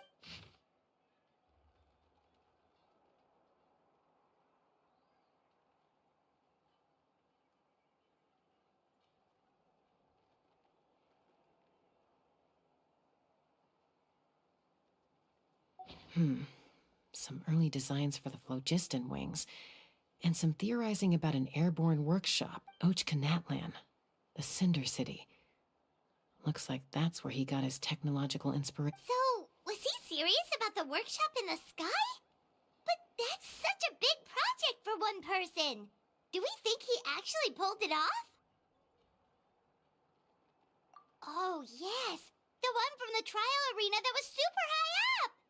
That balloon has been there for a while, and everyone's been wondering how it got up there, but what if that's the wrong question? What if it started off even higher up, above the clouds and out of view, and it only descended to its current height due to some kind of malfunction? Part of T'Pol's workshop? Seems likely. If T'Pol's base had been hiding above the clouds this whole time, that would definitely explain why Isidore couldn't find it. Paimon totally called it! But how do we get up there? Jaska? By myself? Possibly. But with a passenger, no chance. I doubt even phlogiston wings could take you up that high. At least, not without that relic DePaul mentioned in his notebook. Yeah, and he's probably holding on to it. We'll have to find another way. Nope. That's way beyond Paimon's altitude. Also, would you really expect Paimon to go up there and take on DePaul all by herself? Let's not worry. Just because we can't think of a solution doesn't mean no one else can. I'm not the only flying expert in my tribe, you know. Oh, good point. We should go... And Mutoda. He was quite the flying ace back in the day, too. Let's head back and see what they suggest.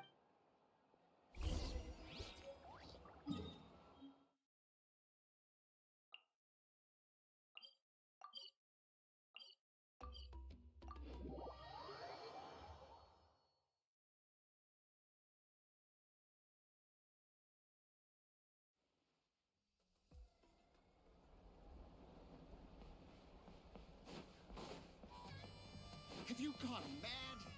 The Kukasaurs are our partners. Without the phlogiston wings... Chaska, you're finally back. Things are getting really tense in the tribe.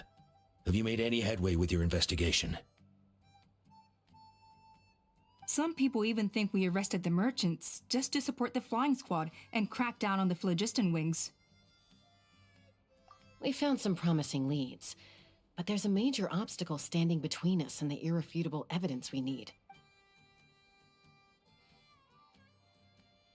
A relic from the Cinder City? So Och Khan's still managing to sow discord, even after all these years. An airborne workshop and a hot air balloon above the trial arena. And that's where you're trying to get to now? Neither phlogiston wings nor a Kukasaur can take you that high up. Do you really think that's where T'Pol is hiding? You know what? There might just be a way. Really? Do you still remember those spouts in the arena? When they were all blocked, the gaseous phlogiston was trapped and unable to flow. But now, it's flowing freely. If we were to block them up again... You mean all of them except the one at the very top of the arena? To build up the pressure there? Precisely.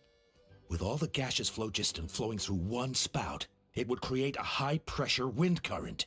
And then we just ride it up into the sky! Yes, it has its risks, but with Chaska's abilities, I think she could manage it. It's an extremely risky approach, but I agree that it's feasible. If you want to give it a try, check with Inkanak at the trial grounds. She can explain how to block the spouts. Chaska, if anyone has a hope of seizing this evidence from the high heavens, it is you.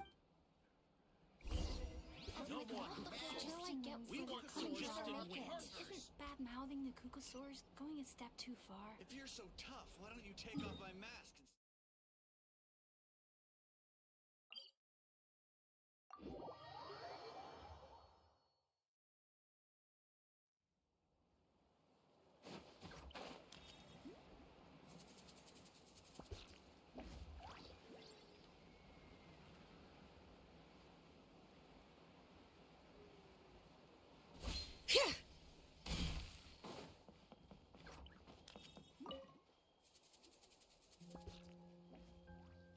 Goodness me. Maybe so, but we have to act fast. What's the quickest way for us to block off the spout? From a technical perspective, I'd have to advise taking some measurements and carefully planning this out first. But then we'll have to take the rough and ready approach. See the solid phlogiston over there? Our prior inspections revealed that some kind of stable structure has formed inside, making it highly damage resistant. It's not without its weak points, but unless they're all struck at the same time, the structural integrity won't be threatened. So, what happens if we do strike them all at once? It'll collapse. Okay, I see where you're going with this. Yeah, you got it. As long as you hit all the weak spots at once from the right angle, the solid phlogiston will fall right on top of the spout and block it up. You're right about rough and ready. Sounds like my kind of plan. As long as you hit all the weak spots at once from the right angle, the solid phlogiston will fall right on top of the spout and block it up.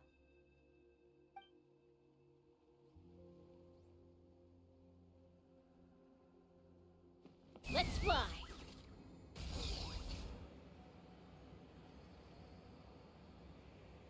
Look! There's a chunk of solid phlogiston right over that spout!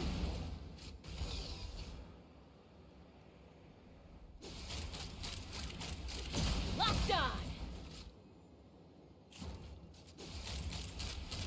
Open fire.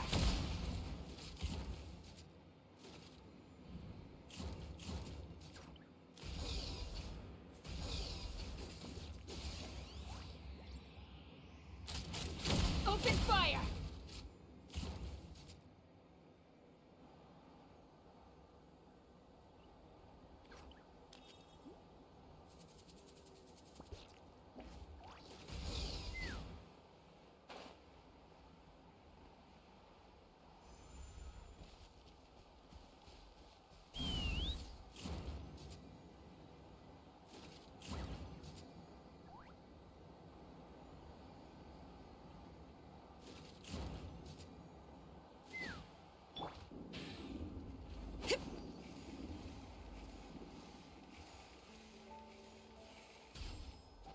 It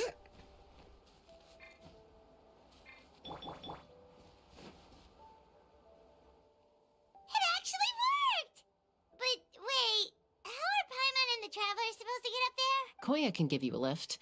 She's actually been following us this whole time. Wow, Paimon didn't notice at all. Well, probably because she didn't want to get too close to humans. Or maybe just me. But right now, we need her power.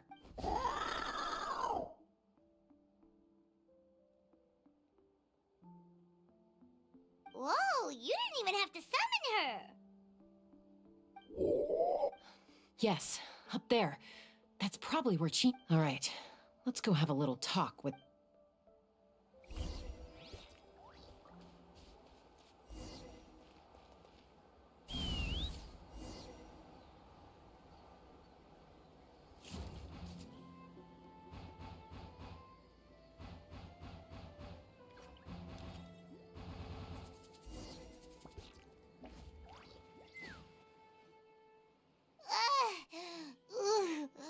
Paimon's never flown that fast before. She feels so ready to throw up. Aha. Just as I thought. It might look like a regular hot air balloon from the outside, but up close, it's clearly been heavily remodeled. And sure enough, it only descended below the cloud line because the custom-built machinery malfunctioned. I should be able to figure it out with DePaul's notebook. Thankfully, I know a little DIY from fixing up my guns when they're having issues.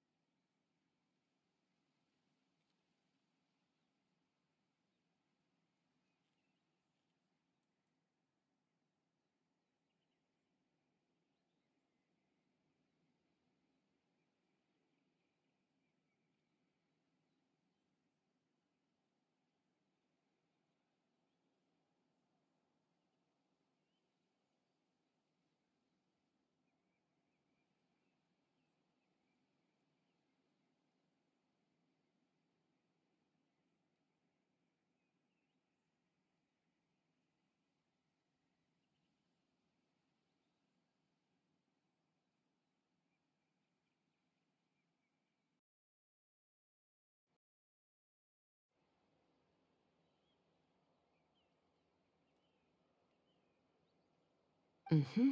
That should just about do it. Now all it needs is a nice hard kick.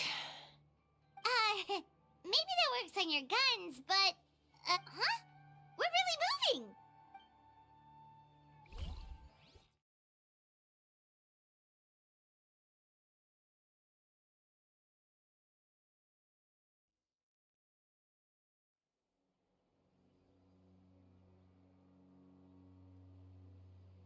Here it is!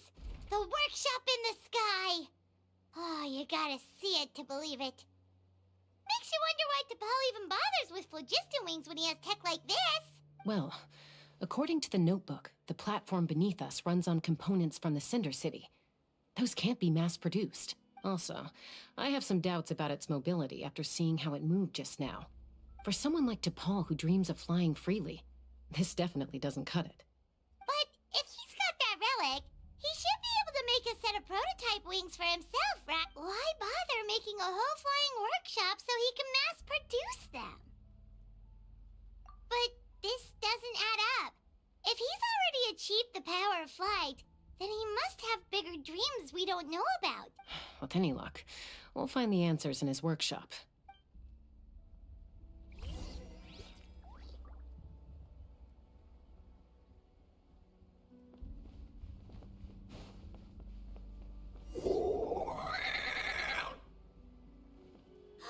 Cuckoosaurs! Seems like the merchants were right. T'Pol's using them for his own ends. I'll bet that mechanism on top of the cage opens the door.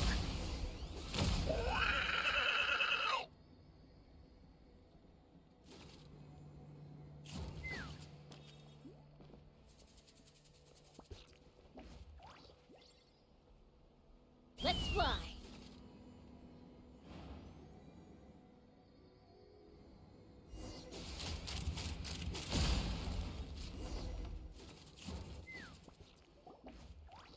Why won't it fly away like the others? Is it...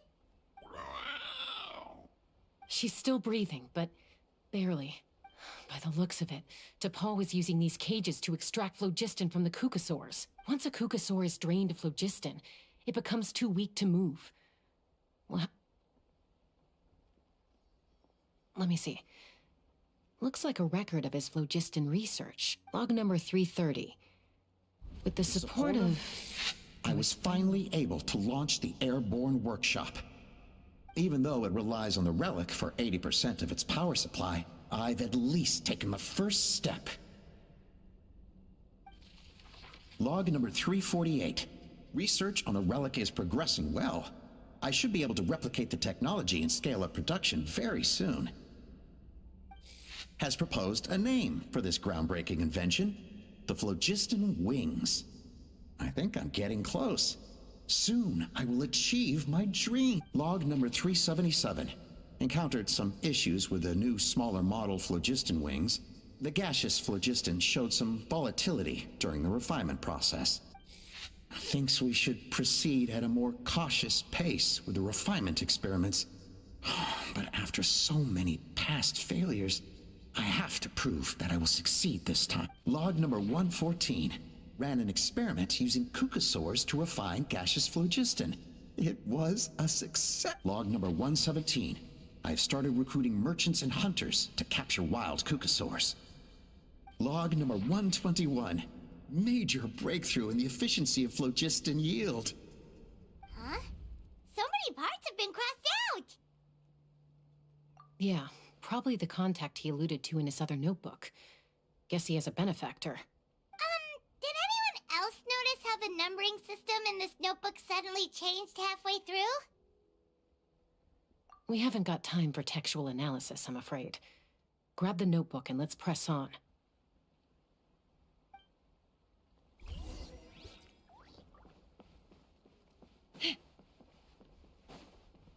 Huh. Never seen one of these before. Looks like this was built with the Cinder City components, too. You're not thinking of giving it a nice hard kick, are you?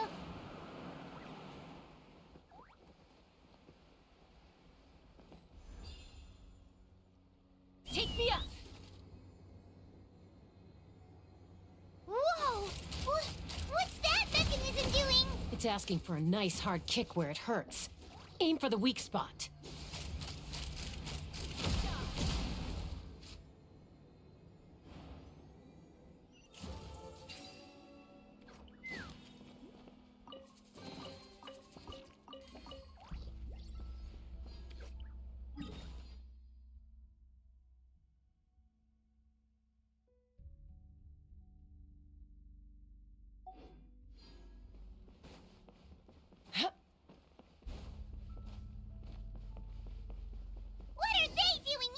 It's T'Pol's henchman. He must have brought them here using the relic in his prototype wings. Watch out! Bullseye! Bullseye! Open fire! Open fire! Knock him down.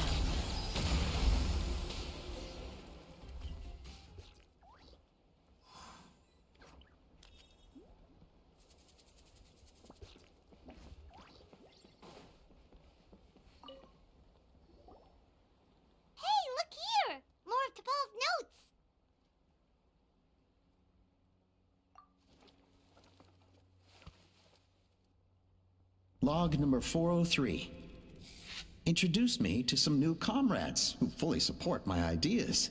I told them that some Saurians are blessed with wings, and some people with natural gifts, while the less fortunate among us can only look on longingly as they seize the skies.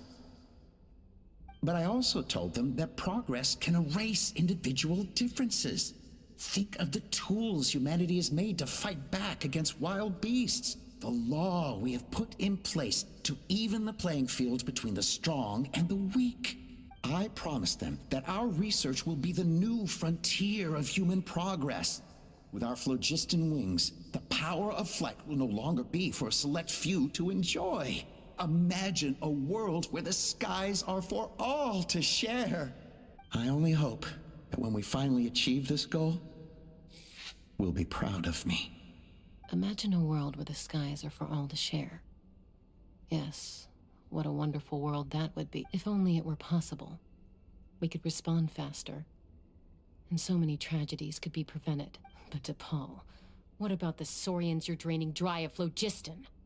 You're not sharing the sky. You're stealing. Bad move. I won't let you get away with it.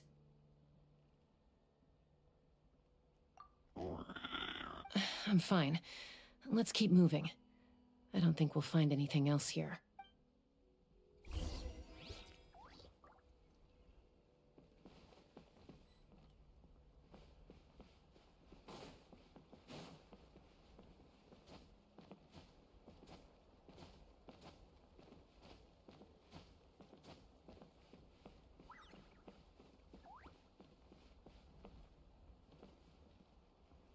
Take me up!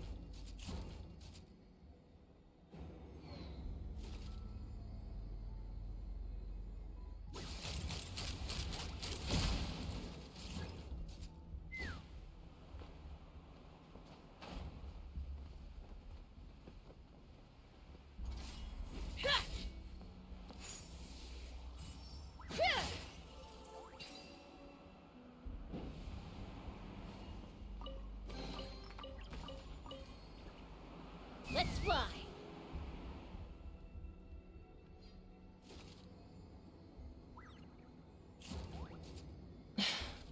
I can't believe he captured so many Kukasaurs. But right now, we have to focus on solving this problem at the source.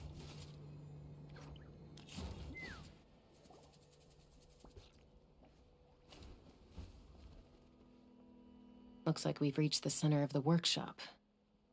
And still no sign of Koya's baby. Let's search this area for now. If we still can't find Chime, we'll double back.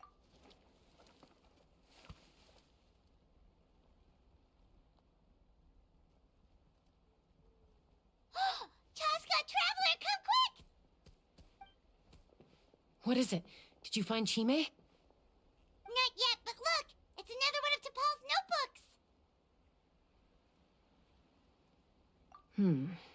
All right.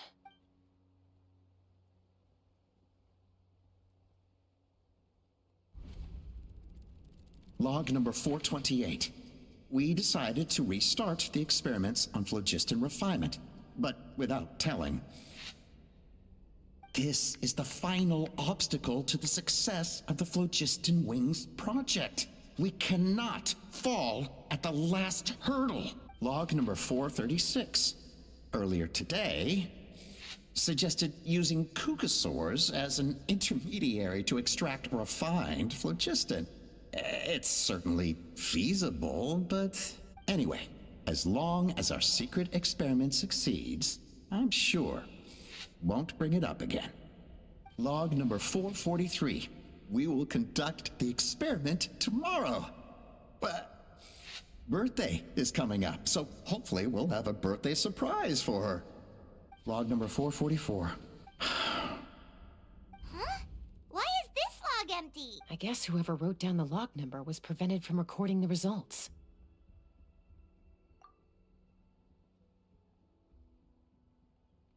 Log number 0. We lost many comrades in the accident. Among them are friends, lovers, and children. But we cannot stop now. We will keep their legacy alive and carry their dreams forward. As of today, we are scrapping the artificial refinement method. Instead, we will focus all our efforts on phlogiston extraction from live cucosaurs. They are arrogant beasts whose existence in the wild serves no one but themselves. Their true worth lies in their sacrifice for the sake of human progress. To facilitate our operations, we will gradually move the airborne workshop closer to the Flower Feather clan, even as we continue to expand it. All this we do to create a world where the skies are for all of humanity to share. All this we do to make T'Pol's dream a reality. Given the way this is written, not to mention the fact that the numbering has started over from 0, it kinda sounds like this is someone new. Does that mean that T'Pol's already... There's also a letter tucked in the end of the notebook. It's from Puma.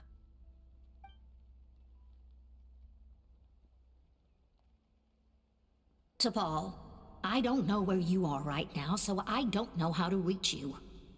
My best bet is to send this letter to the Flower Feather clan. Your father is gravely ill. Oh, I know we've had our differences in the past, but he is still your father.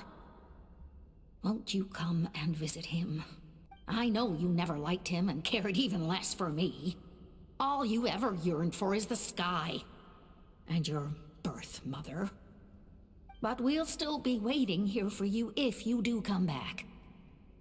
This may be the last chance you'll get to see your father. So Puma's not T'Pol's real mom?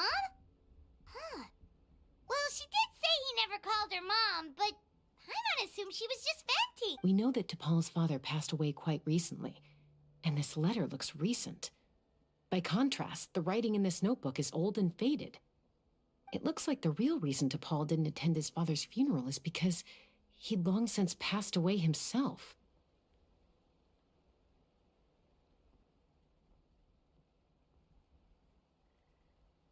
If we ask ourselves why this letter was sent to the Flower Feather clan, why T'Pol always yearned for the sky, and how he got his hands on a relic from the Cinder City, it all points to one answer. That's right. T'Pol was my child. He was born during my days as a wingless wanderer. His birth gave me new hope. I wanted to become the kind of mother who spent her days as a valiant rider, soaring the skies. Not an aimless, wingless nobody, but his father wanted to settle down, to give his child a safe, sheltered life in his tribe. We fought about it constantly, until the love we once had for each other was gone. He started a new family, with another traveler who was also looking to return home. And I went back to the Flower Feather clan, alone. I had no idea that despite being raised among the children of echoes, my child still harbored dreams of the skies. Can you imagine, Chaska?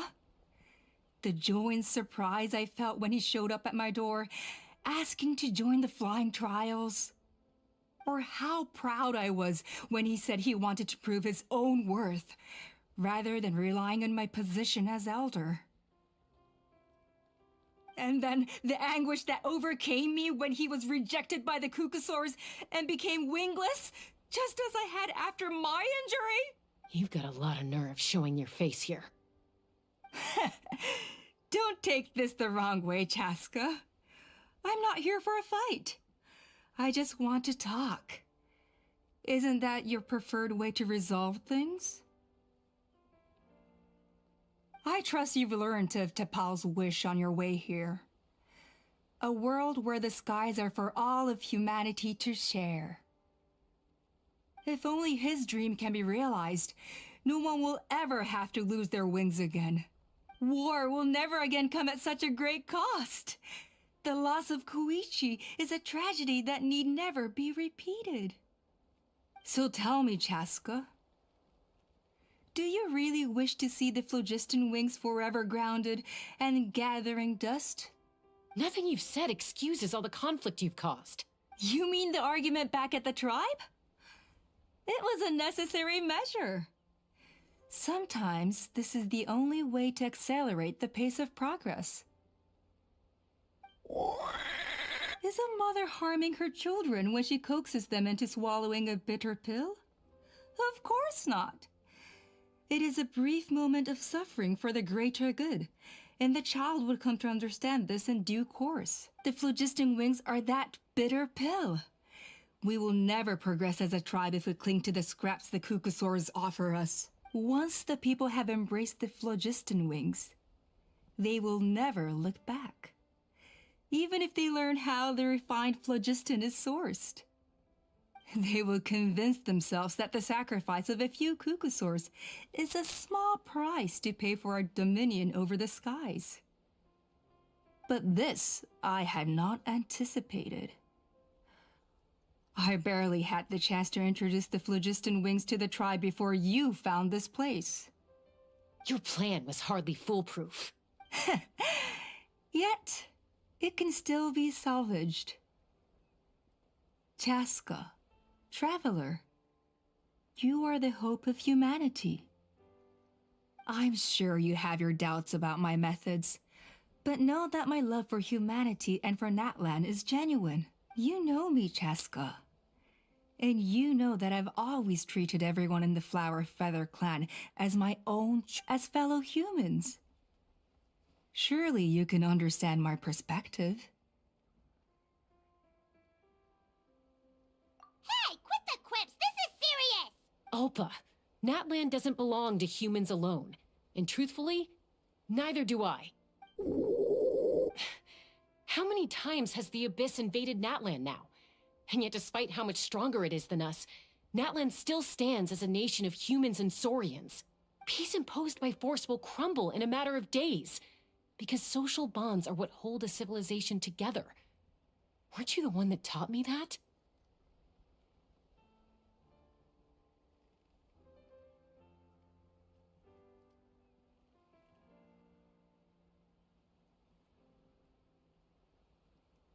And yet you would break the bond we share with our Saurian companions to take more power for ourselves?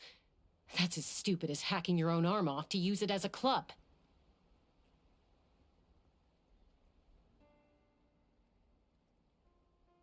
They are wild beasts, driven purely by instinct. How could they possibly understand human social bonds? Ugh, how did someone like her ever become a writer?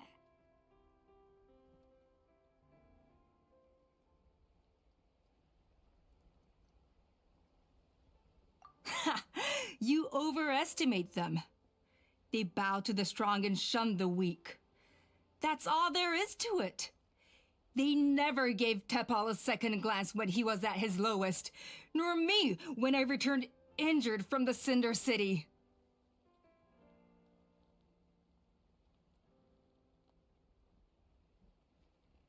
It's all about survival of the fittest for them. Plain and simple. They obeyed me once I proved myself stronger than them, but the moment it serves them better, they'll abandon me in a heartbeat.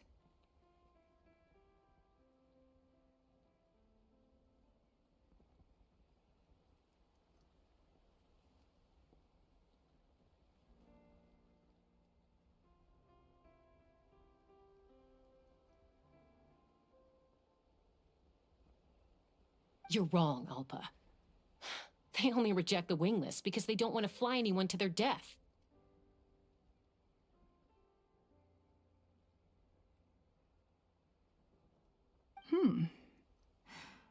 Chaska, I will promise you this. Only the unruliest wild cucosaurs will be used for phlogiston extraction. The ones who have nothing else to offer to humanity.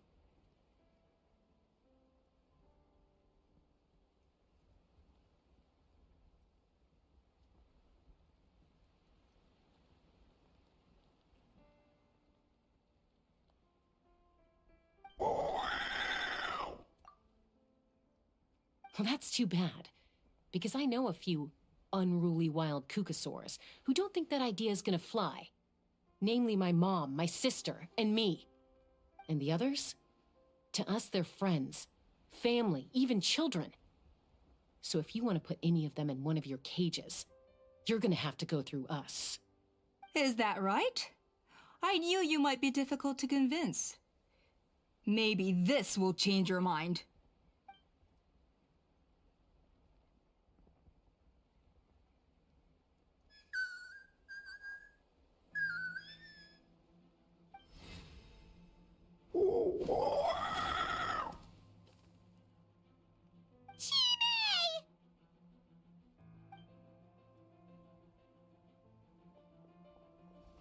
Alpa!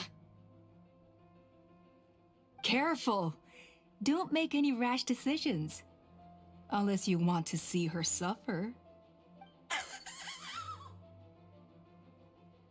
Oh no, that's one of the extraction cages! I told my subordinates to take control of the tribe while I was away.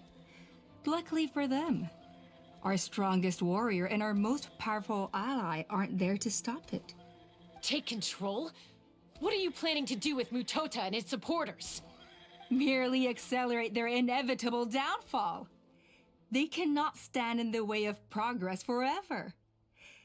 It is not the move I wish to make, but I'm afraid you and your friends force my hand. And since you insist on imposing me too, I have no choice but to keep you here until the dust has settled. So that's what you meant by I just want to talk. You never intended to negotiate. You just wanted to stall us. No, Chaska. I genuinely hoped I could win you over. You are the strongest warriors we have. Put down your weapons, and I promise you that no harm will come to this young Sarian. I just need you to stay here for the next couple of weeks or so, while my people consolidate their power. Then, I will give her back to you, and you'll be free to leave.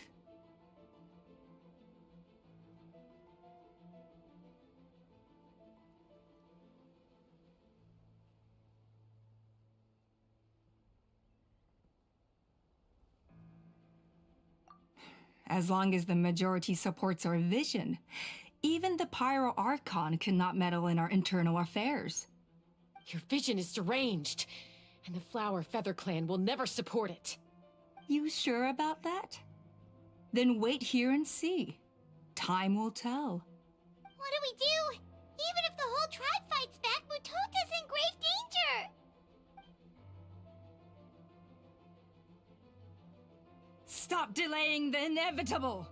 Drop your weapons and get into the cages, now! She's still holding Chime hostage. Is there really no other way?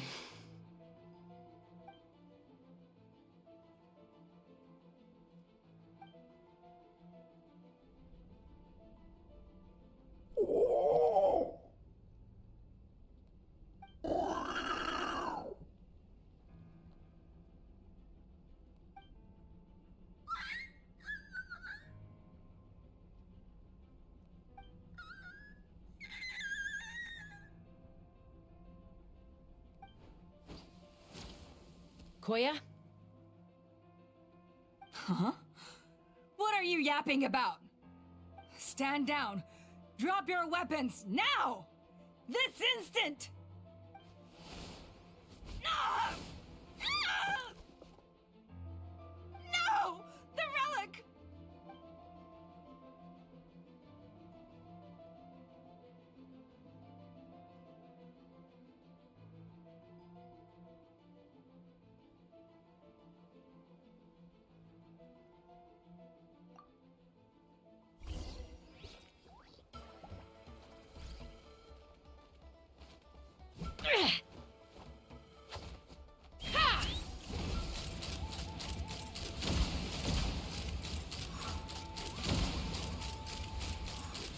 Give up, Alpa. We're negotiating my way now, and this ain't your strong suit. Shut up! Just shut up! No! Help! Hey, something's up with this relic!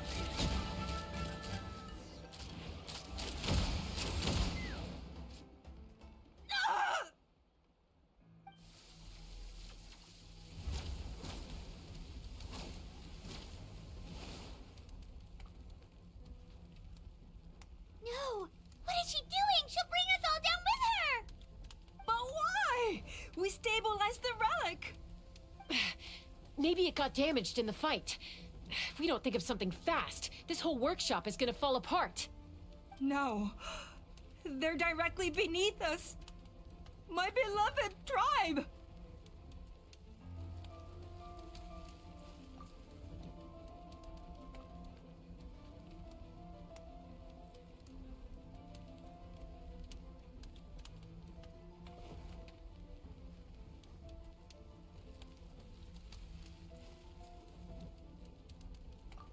Okay,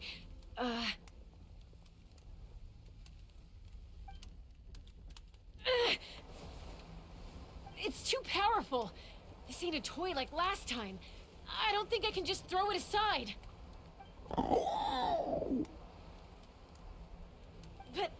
But we need to get it far away before it explodes. Then the tribe will be safe, and so will this workshop. Koya, remember when we were kids? Come on, let's take this thing high up into the sky.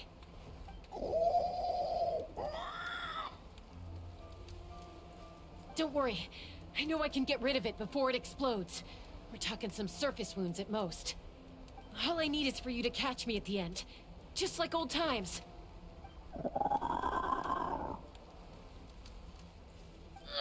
I can't hold it back anymore. We have to go! Don't be insane! Alpa! What are you... You're a fool, Chaska! Why would you choose such a risky solution? We cannot entrust the safety of our tribe to this wild Saurian! I'm the fool! You really think you can stand a better chance than me? Sure, it may be asking too much for an ex-wingless to escape the blast radius in time.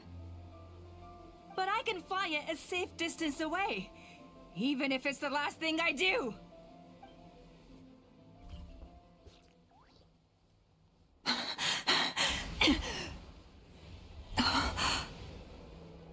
Here, this should be high enough to save the clan. What? to die a hero today.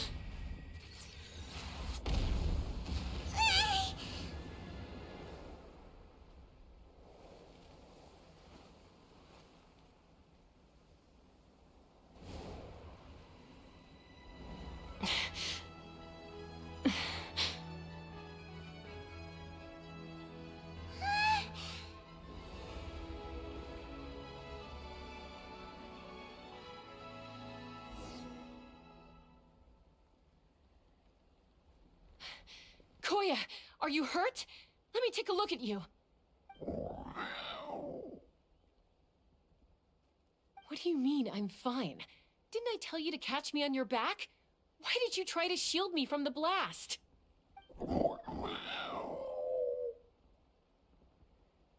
Accident? Yeah, right. Seriously, you're as stubborn as ever. Chaska!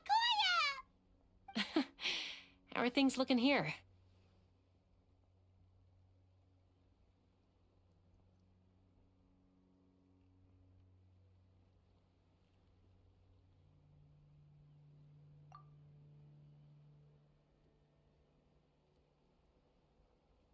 I think that's putting it mildly. I owe you one. Again.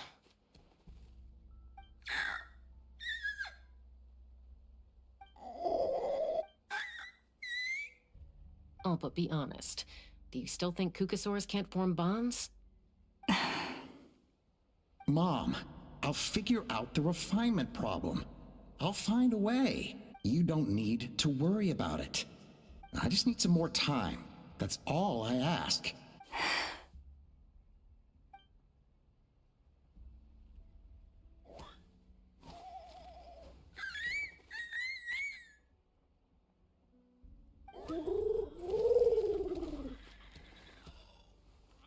The Flower Feather Clan yield to the strong. And it's up to the winners to define what strength means. So it looks like it's my turn to yield.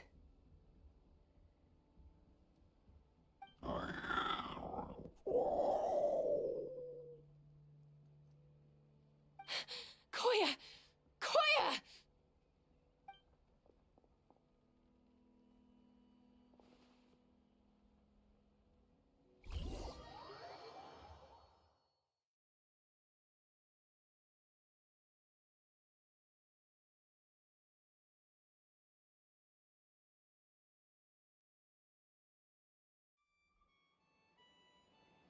So, you're absolutely sure it's not because of the explosion?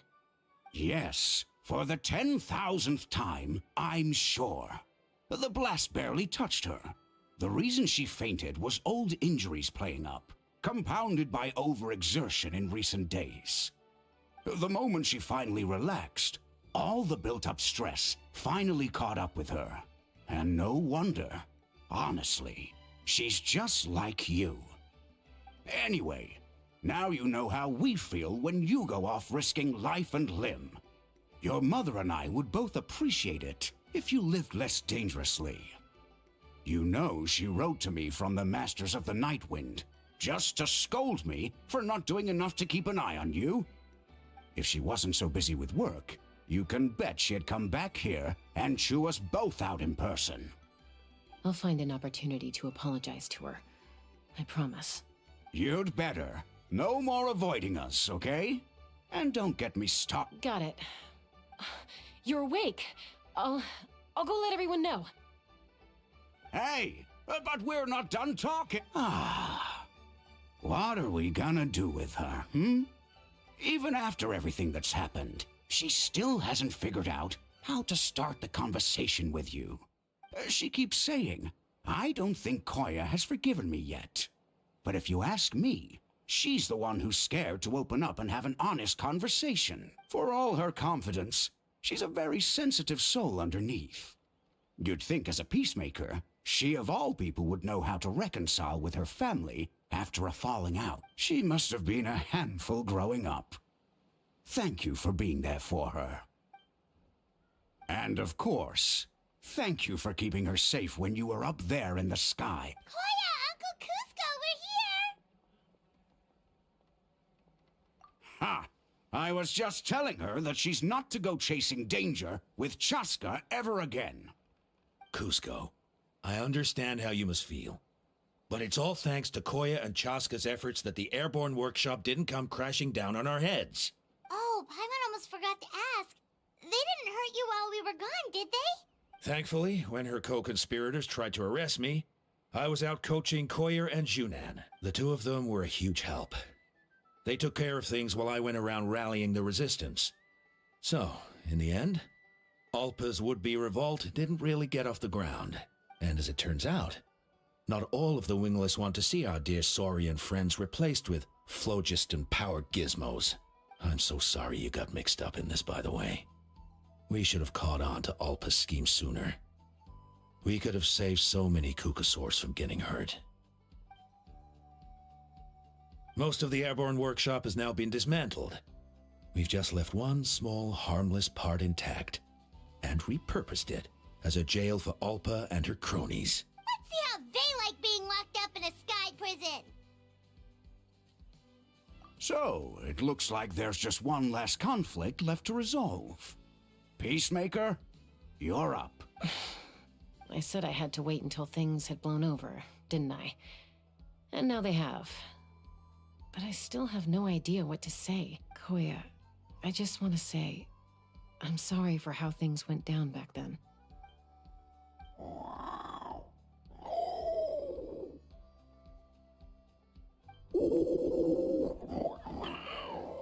Huh? Does this mean you're... There's that family likeness coming through again. But that day, when we ran into each other... Huh? So then, when did you finally make your peace with it?